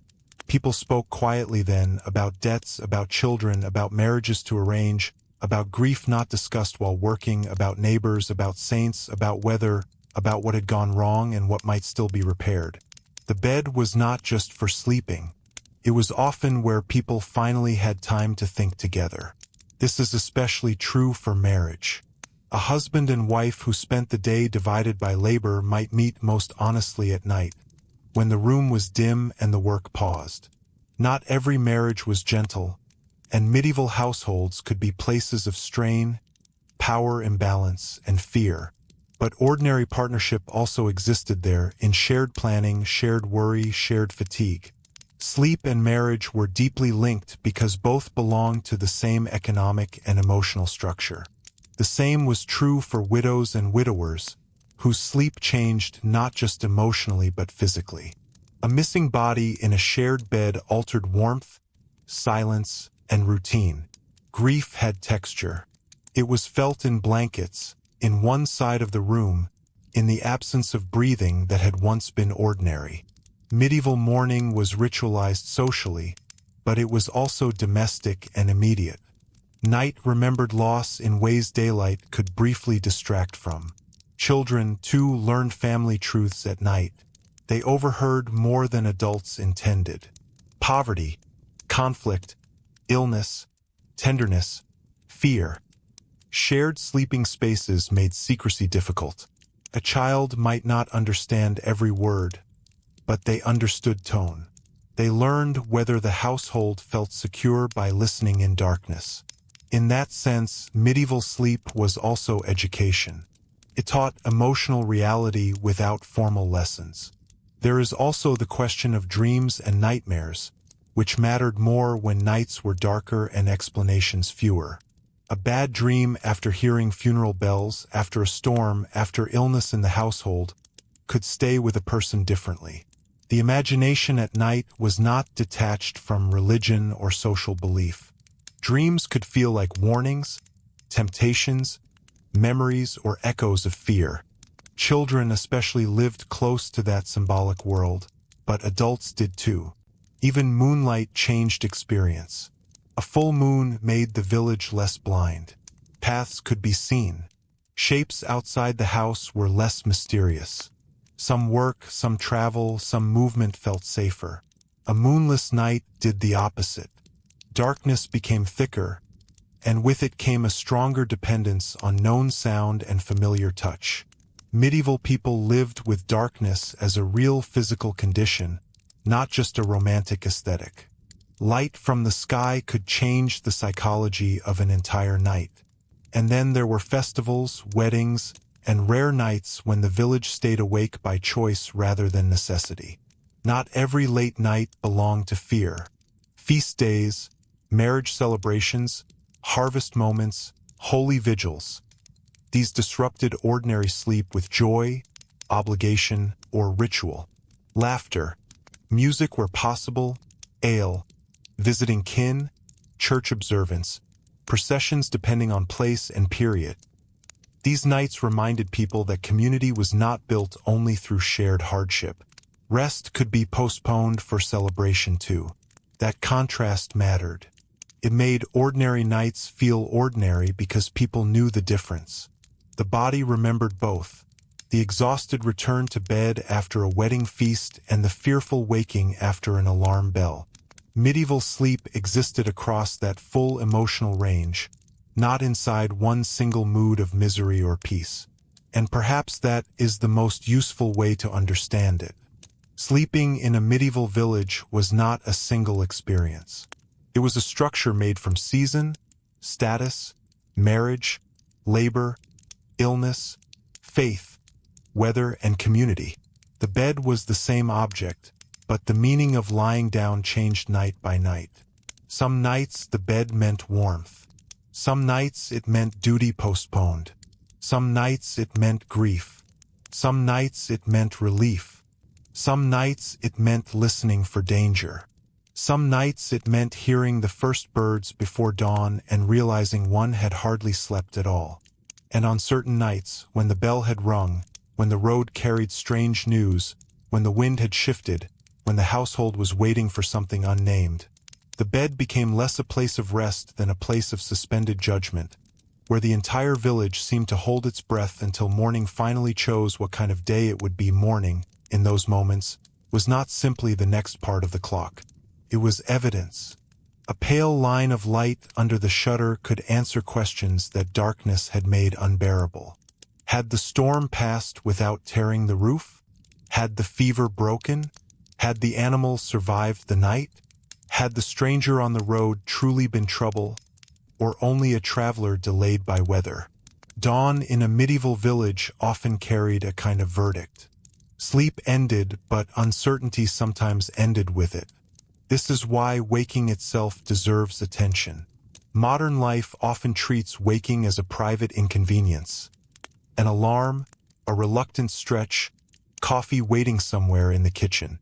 For a medieval villager, waking was immediate re-entry into obligation. Before the body fully belonged to itself, it belonged again to the household, the animals, the land, and the season.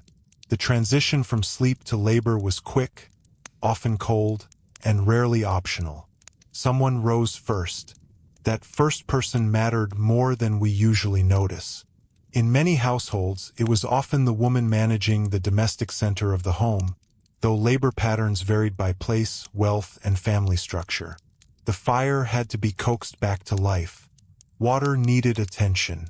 Bread, porridge, ale, or whatever morning sustenance the household relied upon required preparation. The room itself had to be turned from sleeping place back into living place. Bedding might be moved, shaken, folded, or rearranged because the same space would soon serve entirely different functions. This transformation is one of the clearest reminders that the medieval home was not organized like a modern house. There was often no firm boundary between bedroom and workplace. Sleep ended, and the room changed purpose almost immediately. A child who had been curled beside the hearth at night now had to move because bread was being made there. A bench that served one purpose after sunset served another by daylight. Domestic space was fluid because necessity required it. The smell of morning was part of this rhythm. Ash disturbed from last night's fire. Damp wool warming near flame. Bread beginning again. Cold air entering when the door opened. Animals close enough to announce themselves.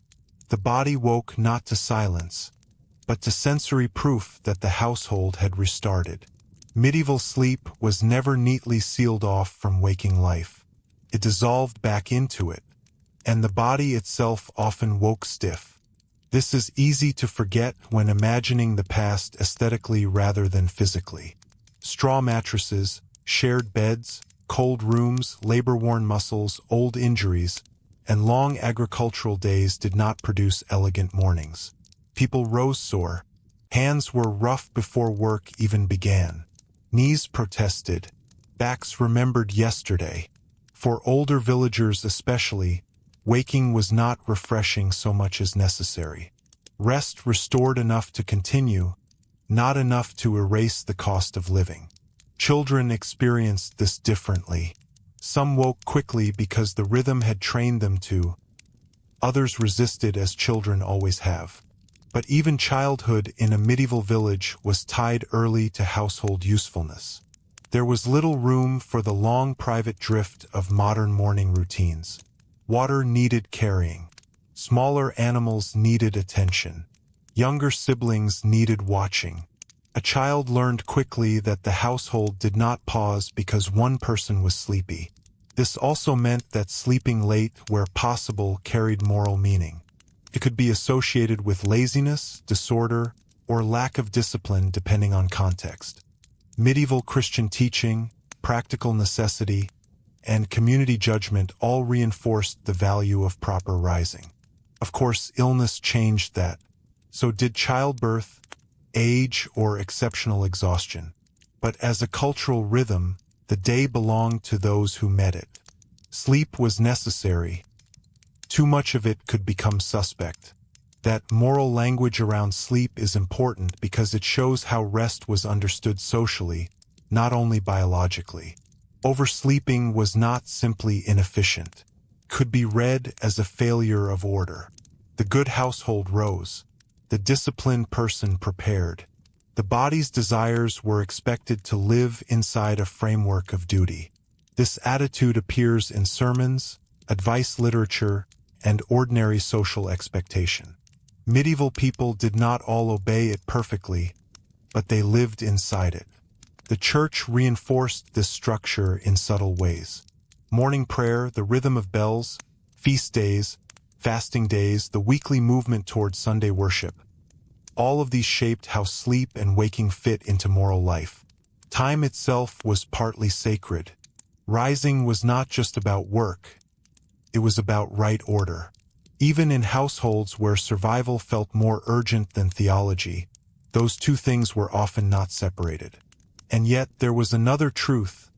Fatigue could make morality feel very theoretical.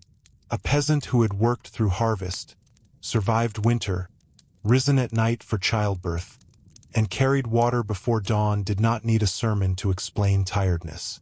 Medieval life could be exhausting in a way modern romantic images often soften. Sleep deprivation was not a rare crisis but sometimes a background condition. A sick child, a failing animal, a leaking roof, a late harvest, a household dispute. Any one of these could turn rest into fragments for weeks. This helps explain why naps, pauses, and moments of unintended sleep mattered. A laborer leaning briefly against warmth. someone dozing after the midday meal when the season allowed it, an older person sitting quietly by the fire and drifting into sleep not from laziness, but from a body spent by repetition. Medieval sleep was not always a clean nighttime event. It was sometimes gathered in pieces. The earlier idea of segmented sleep belongs here too.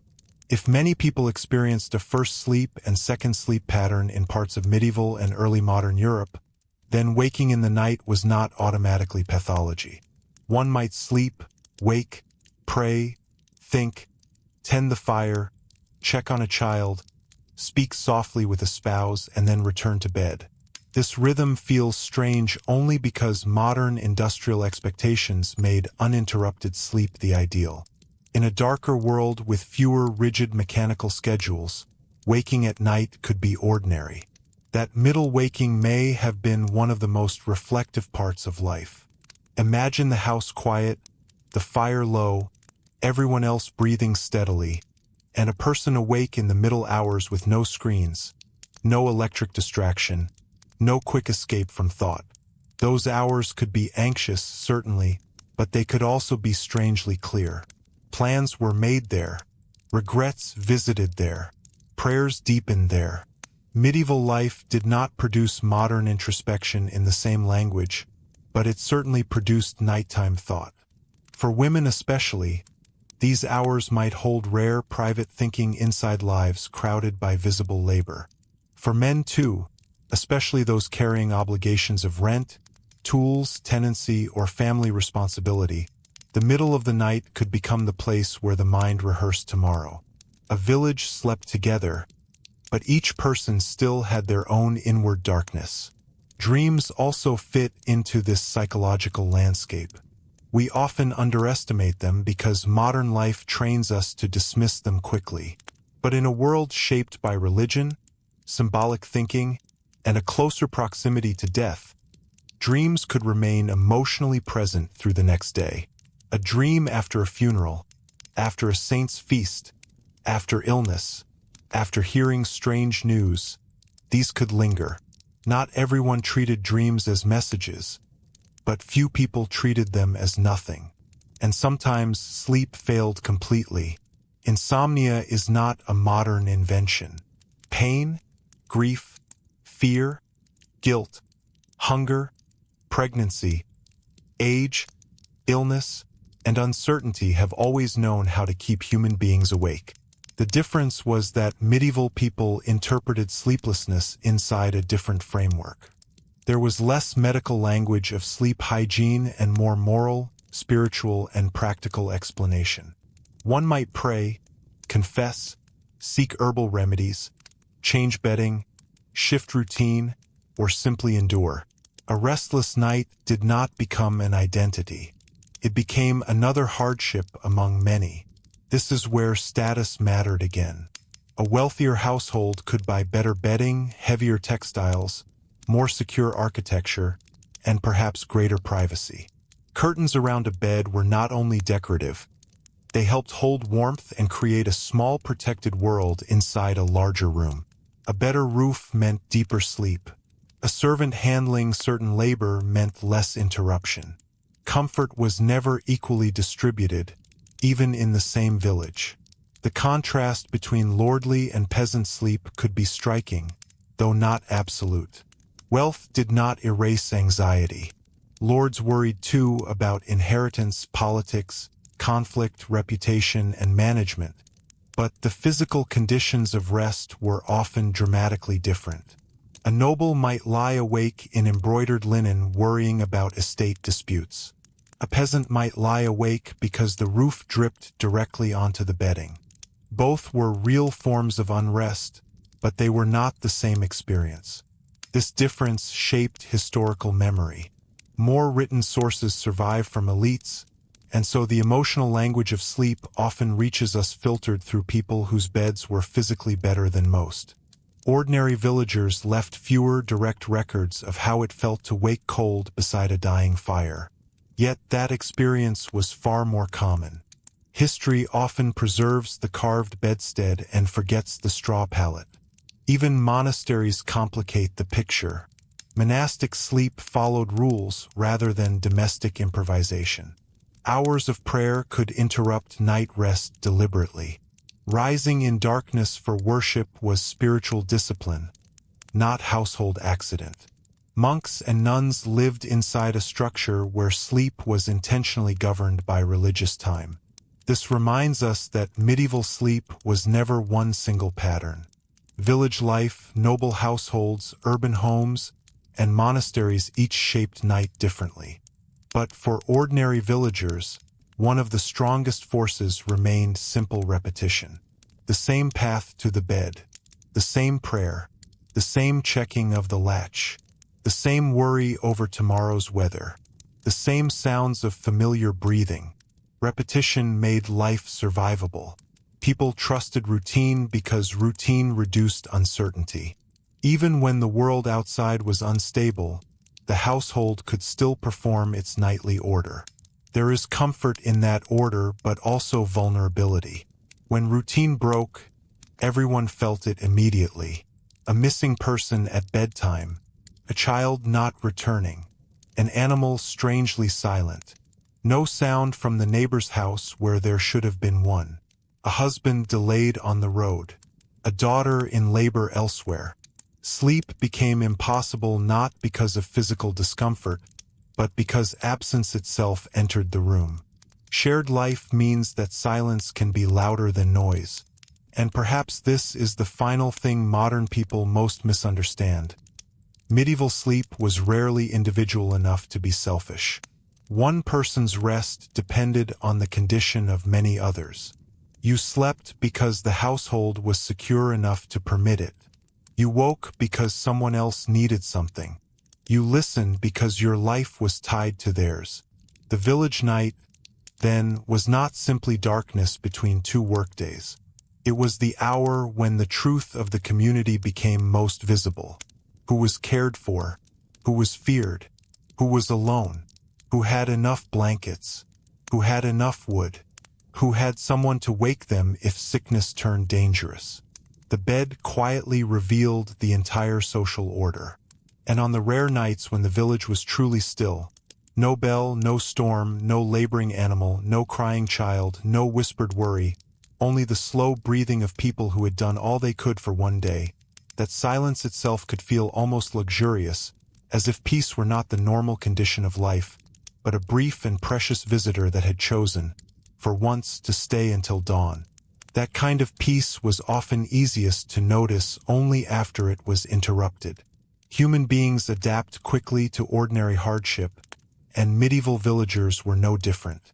Cold, shared rooms, smoke, hard bedding, early rising, these became normal because they had to. But true quiet, a dry roof through the whole night, a healthy household, enough food stored for the week ahead, no fear attached to the road, no unusual ringing of bells. Those things created a form of comfort that was less visible precisely because it was so deeply desired. Good sleep was often measured not by luxury, but by the absence of trouble. This is why prosperity, even in modest forms, could transform the experience of night more than grand wealth ever did. A slightly better roof mattered. A thicker blanket mattered. A stronger door latch mattered. A second cow, enough to ease financial fear, mattered. A daughter safely married into a stable household mattered. A son returned from seasonal labor mattered. A good harvest mattered. Sleep improved when life became less precarious, and in a medieval village, security was built from these practical details rather than abstract comfort. This also helps explain why household goods were treated with such seriousness. Bedding, chests, blankets, curtains where possible, stored linen, decent shoes left beside the bed, even a reliable stool near the hearth. These were not minor possessions. They were part of the architecture of survival. Wills, dowries, inheritance disputes, and family memory often attached real importance to objects modern people might consider ordinary. A bed was not just furniture. It represented warmth, status, marriage, continuity, and sometimes the best piece of property a household owned. In some inventories from later medieval and early modern periods, beds appear with surprising prominence. This is not because people were unusually sentimental about furniture, but because sleep itself was materially expensive. Good bedding took labor, cloth, stuffing, maintenance, and protection from pests and damp. A solid bed frame kept a sleeper away from cold floors and some vermin. Curtains around a bed could preserve heat and create privacy. To inherit a bed was to inherit a practical advantage. And privacy, even in small amounts, changed emotional life. For most ordinary villagers, privacy was scarce. Children slept near parents. Servants or kin might share space. Domestic arguments had witnesses. Grief was overheard. Intimacy was rarely hidden. Even silence belonged partly to other people. So when privacy did exist, through status, architecture, or simple luck, it altered sleep profoundly. The ability to close a curtain, to have a corner less interrupted, to think without immediate audience, could feel like luxury more than decoration. This matters because modern people often imagine privacy as a basic human constant. It is not. It is a cultural arrangement. Medieval villagers loved, argued, prayed, worried, and slept inside a social closeness that would feel intense to many modern listeners. That closeness created support and pressure at the same time. You were rarely abandoned, but you were rarely alone. Gender shaped this experience too. Women's nights were often interrupted differently from men's. Childcare, nursing infants, pregnancy discomfort, childbirth itself, care for the sick, and the endless domestic labor that followed illness or hunger meant that sleep could be lighter, more fragmented, and more conditional. A mother did not simply go to bed when the day ended. She went to bed when the household allowed it, and sometimes it did not. Pregnancy deserves special attention here because it changed the emotional atmosphere of sleep long before labor began. Physical discomfort was only part of it. Childbirth in the medieval world carried real danger, and everyone knew it. A pregnant woman lying awake at night was not merely uncomfortable. She was living with the knowledge that the future approached through risk. The household knew it too. Sleep near birth could become anticipatory, tense, and deeply communal. Men, meanwhile, often carried different nighttime burdens. Concerns over tenancy, dues, disputes with lords, seasonal obligations, tools needing repair, travel risks, or the success of crops that determined the household's survival. These were not neatly divided worlds, of course. Husbands and wives shared anxieties constantly. But the forms of interruption could differ. Medieval sleep was shaped by gender because labor was shaped by gender. Age did the same. A young laborer might sleep heavily from exhaustion and wake quickly because the body still trusted recovery. An older villager often knew a lighter, more interrupted rest. Pain, memory, and mortality changed the night. Old people woke more easily to sounds because life had taught them how much could happen in darkness. They also carried a different relationship to memory. A storm at night was not just this storm. It was every storm remembered before it. That memory lived in the house itself. A repaired beam, a patched section of roof, a scorch mark near the hearth, a place where an old bed had once stood. The medieval home was full of visible history because things were repaired rather than casually replaced. Sleeping in the same house year after year meant sleeping among reminders of births, deaths, arguments, winters survived, and summers lost. Night gave those memories room to return. Children inherited that memory indirectly. They learned which parts of the house adults watched most closely. Which corner leaked in heavy rain, which door must be latched twice, which story was always told when winter deepened, which saint's day mattered because something once happened there. Sleep in a medieval village was not only physical habit. It was family memory repeated until it felt like instinct. This is part of why bedtime stories, prayers, and warnings mattered so much. Not because medieval people were unusually sentimental, but because oral memory was practical. A warning told at night about fire, strangers, weather, or moral behavior carried instruction inside routine. Children learned the world partly in darkness, listening. A grandmother by the hearth might teach more through repeated stories than any formal lesson. And the stories were not always gentle. Tales of spirits, devils, wandering souls, dangerous roads, dishonest travelers, or divine punishment were often ways of explaining risk in memorable form. Modern people sometimes dismiss these as superstition, but many functioned as moral geography. Do not walk there alone. Respect the churchyard. Do not ignore the bell. Do not trust certain behavior. Fear and wisdom often traveled together. This gave nighttime imagination real power. A branch tapping against a wall was still a branch, but it was also heard inside a world rich with symbolic meaning. Darkness amplified interpretation. The unknown had more room. Children felt this strongly, but adults did too. A person can be rational and still feel differently about a road after midnight. Moonlight altered this emotional landscape again. On bright nights, the village could seem almost transformed. Shapes returned. Paths became navigable. Familiar places regained edges. People spoke differently about moonlit travel because visibility mattered. A full moon reduced fear not because it removed danger, but because it restored orientation. Moonless nights did the opposite. They forced dependence on memory and trust. You knew the path because your feet knew it. You found the latch because your hands knew it.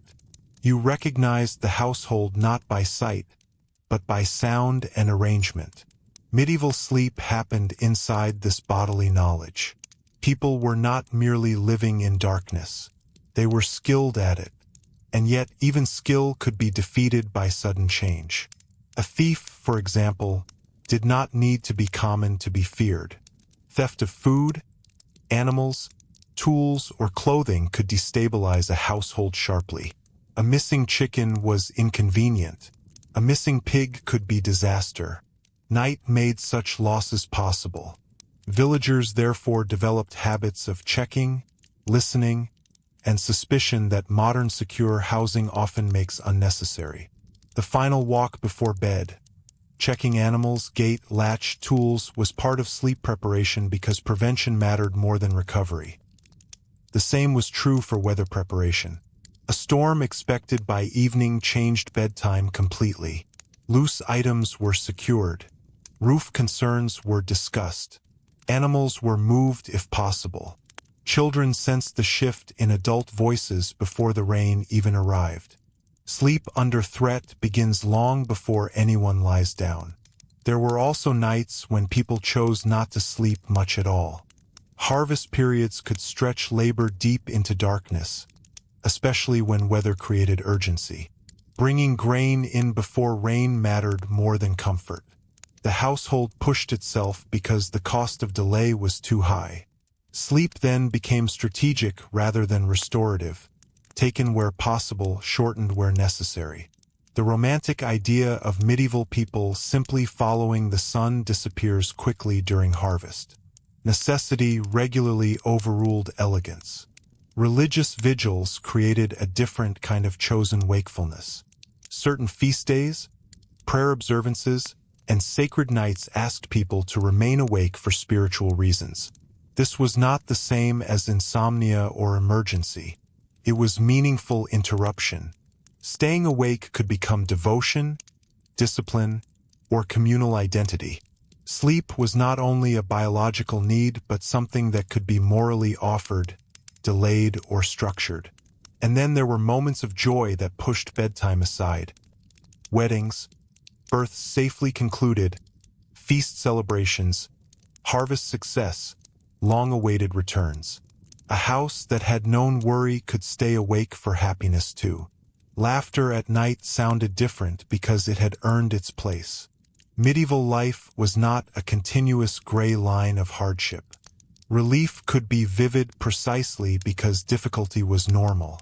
This emotional range matters. Without it, the past becomes flat and dishonest. To sleep in a medieval village was sometimes miserable, sometimes comforting, sometimes frightening, sometimes ordinary, sometimes deeply intimate, and sometimes forgettable. Most people did not narrate their own lives as history. They simply tried to rest enough to continue. The beauty of understanding the past lies partly in noticing how familiar that is. Parent still worries most at night. A strange sound still wakes the body before the mind. A safe house still changes sleep more than beautiful decoration. Shared worry still fills a room even when no one speaks.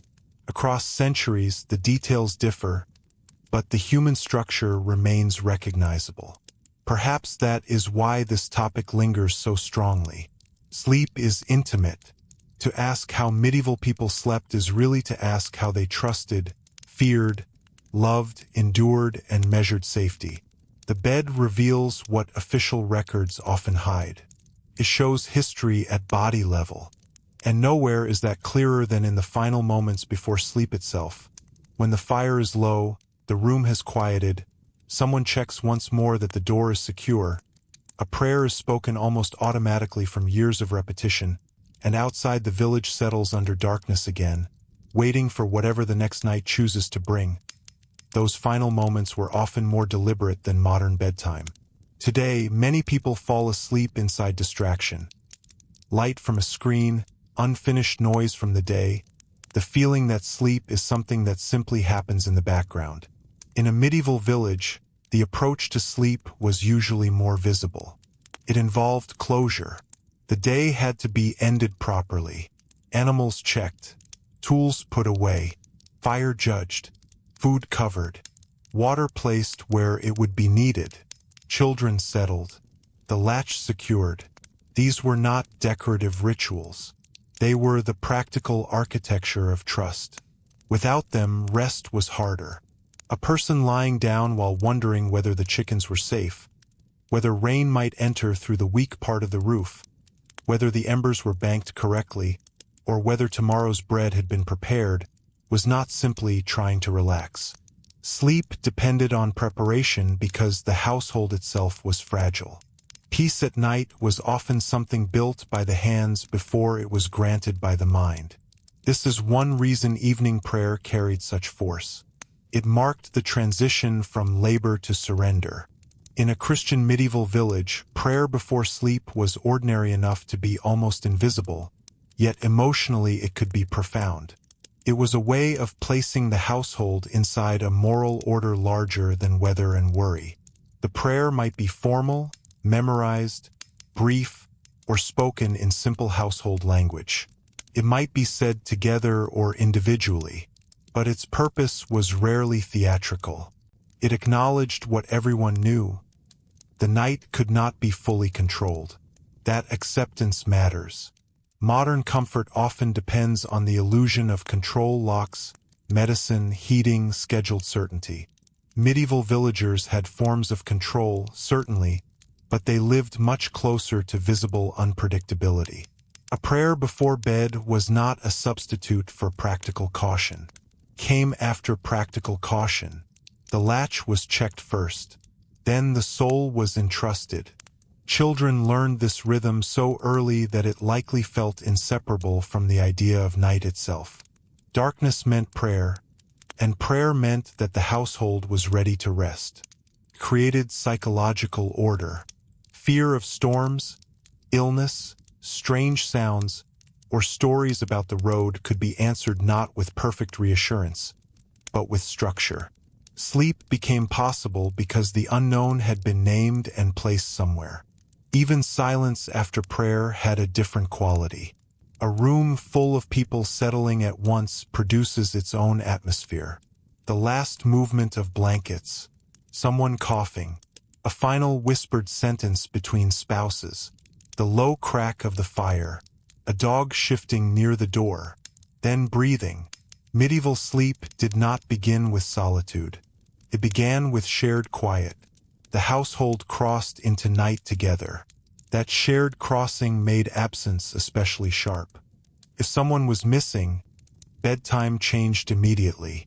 A son delayed from market, a husband still on the road, a daughter laboring in another village, a neighbor who should have returned by dusk. The ordinary pattern could not fully settle because one expected sound was absent. Shared sleeping spaces meant emotional uncertainty had nowhere to hide. Everyone felt it.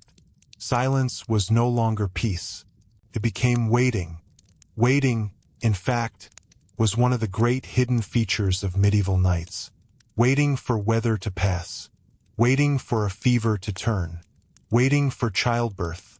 Waiting for footsteps outside. Waiting for a traveler.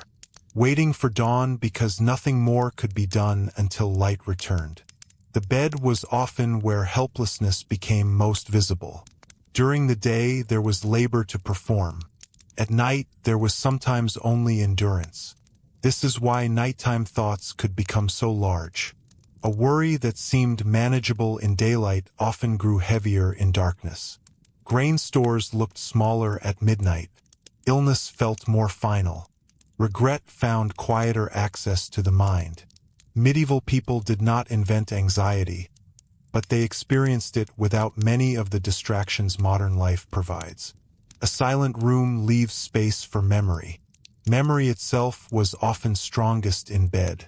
The death of a parent remembered during winter wind. A failed harvest recalled during spring rain. A marriage conversation replayed after the house had gone quiet.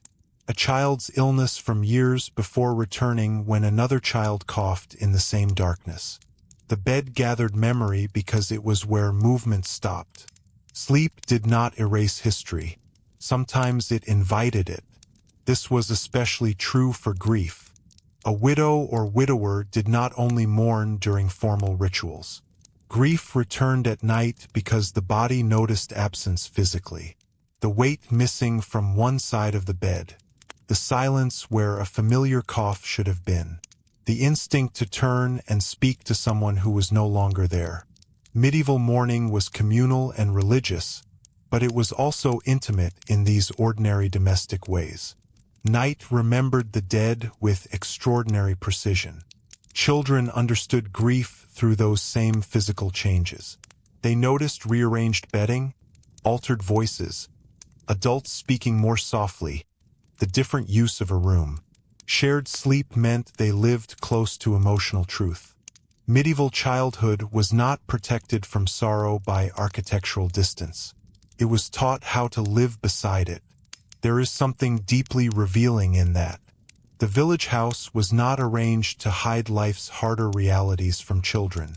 Birth, illness, conflict, reconciliation, aging, and death were all part of domestic space. Sleep happened among them, not apart from them. A child learned what life was partly by listening in the dark. And listening itself was a skill.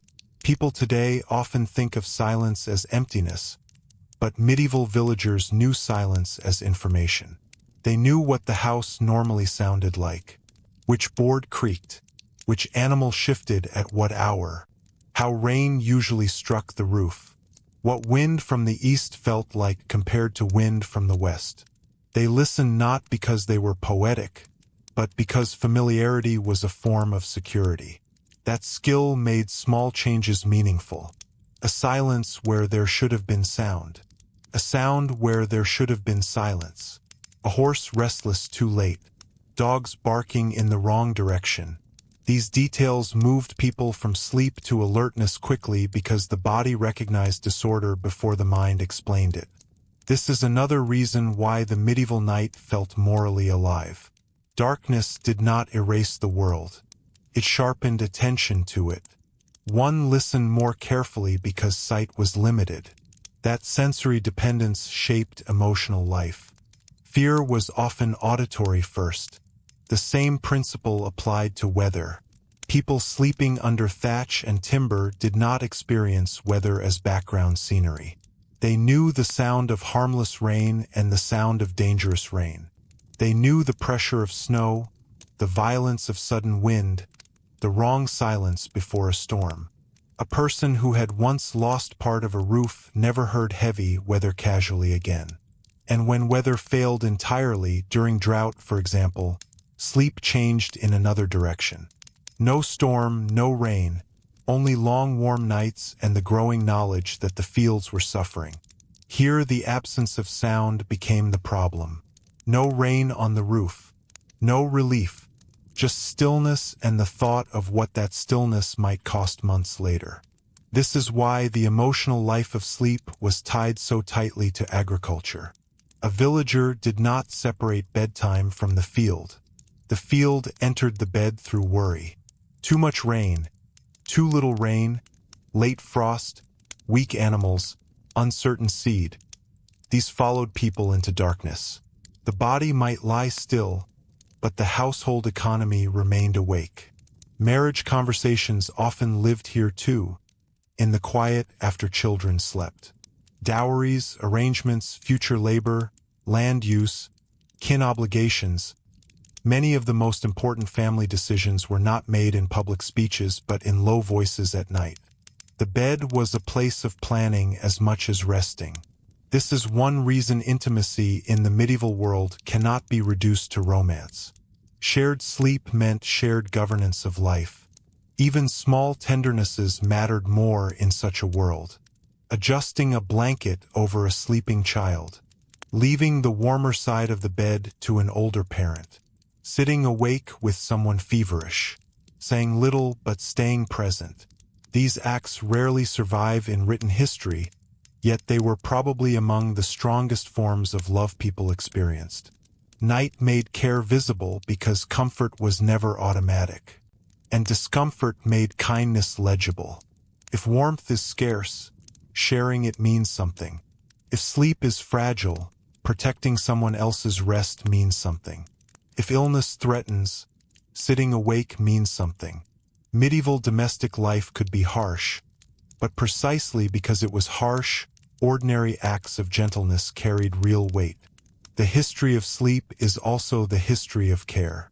It is tempting to ask whether people then were used to it, as though adaptation erased difficulty. In some ways, yes. A villager did not compare a straw mattress to a modern mattress. They compared it to yesterday, to neighbors, to memory. Hardship normalized itself. But normalization is not the same as comfort.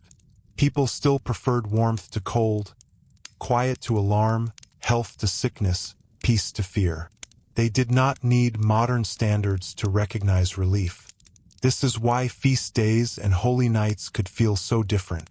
A household sleeping after a wedding feast, after a successful harvest, after a safe childbirth, after Easter celebration, after a long-awaited return from travel.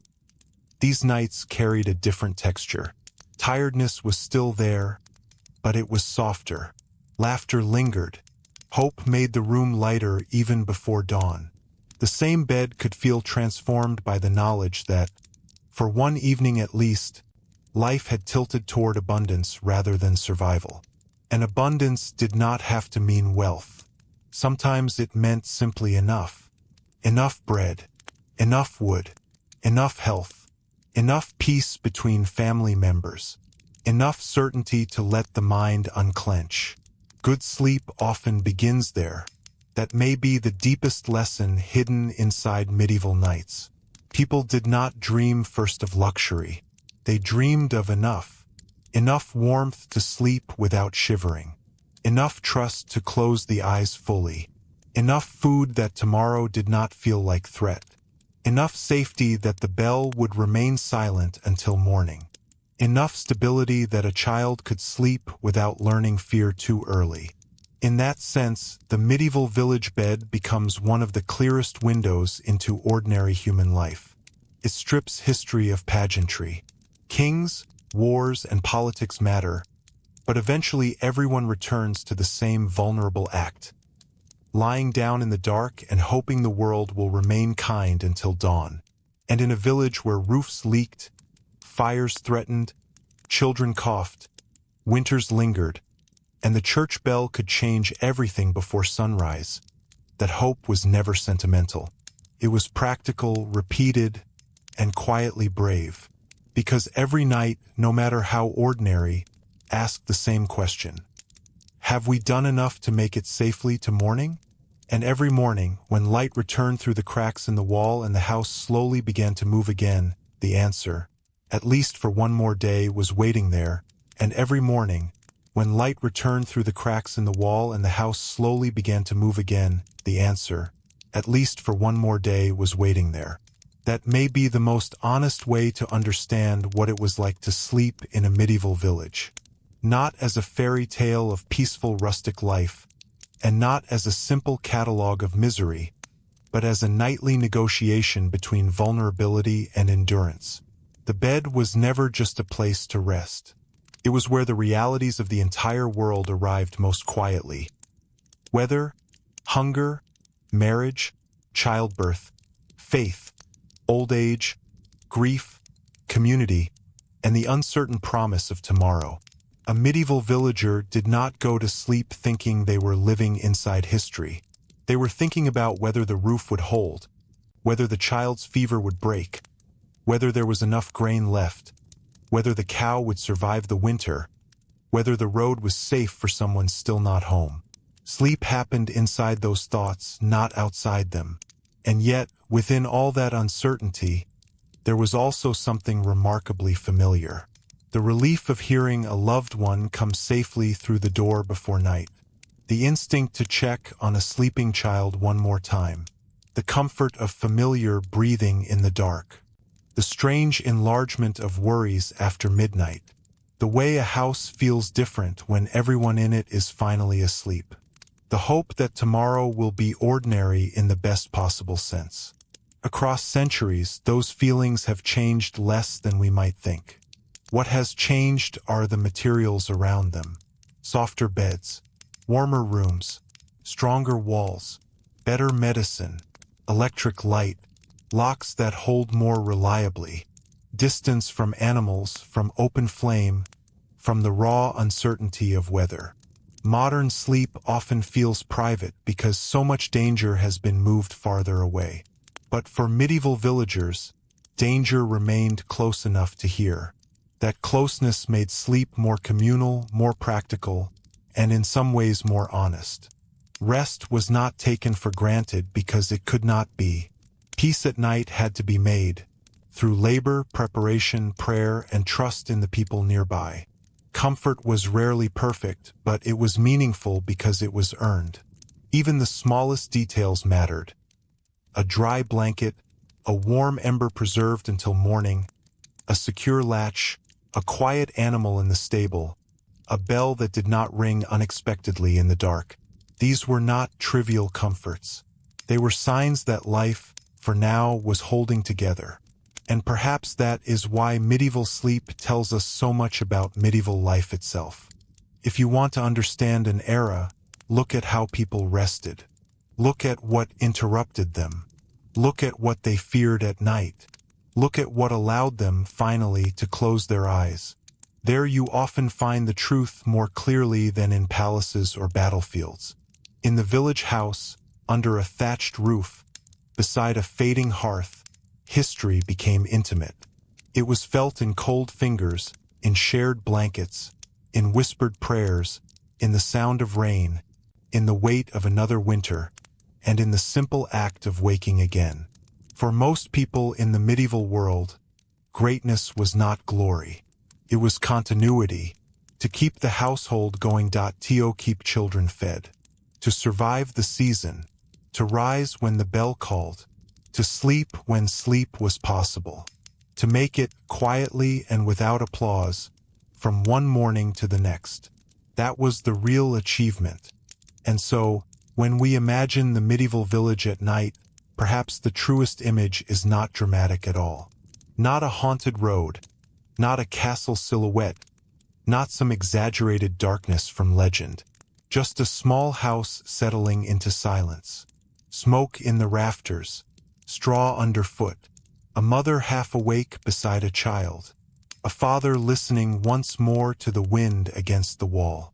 A prayer spoken softly because it has been spoken every night for years. Then stillness. And outside, beyond the shuttered window, the village under stars, fields sleeping, animals quiet, the church tower watching over roofs and memory alike. While somewhere, far off, the first hint of dawn is already beginning its slow return. If you've made it this far, I'd love to know, what details surprised you most about sleeping in a medieval village? Or what part would have been hardest for you to live with?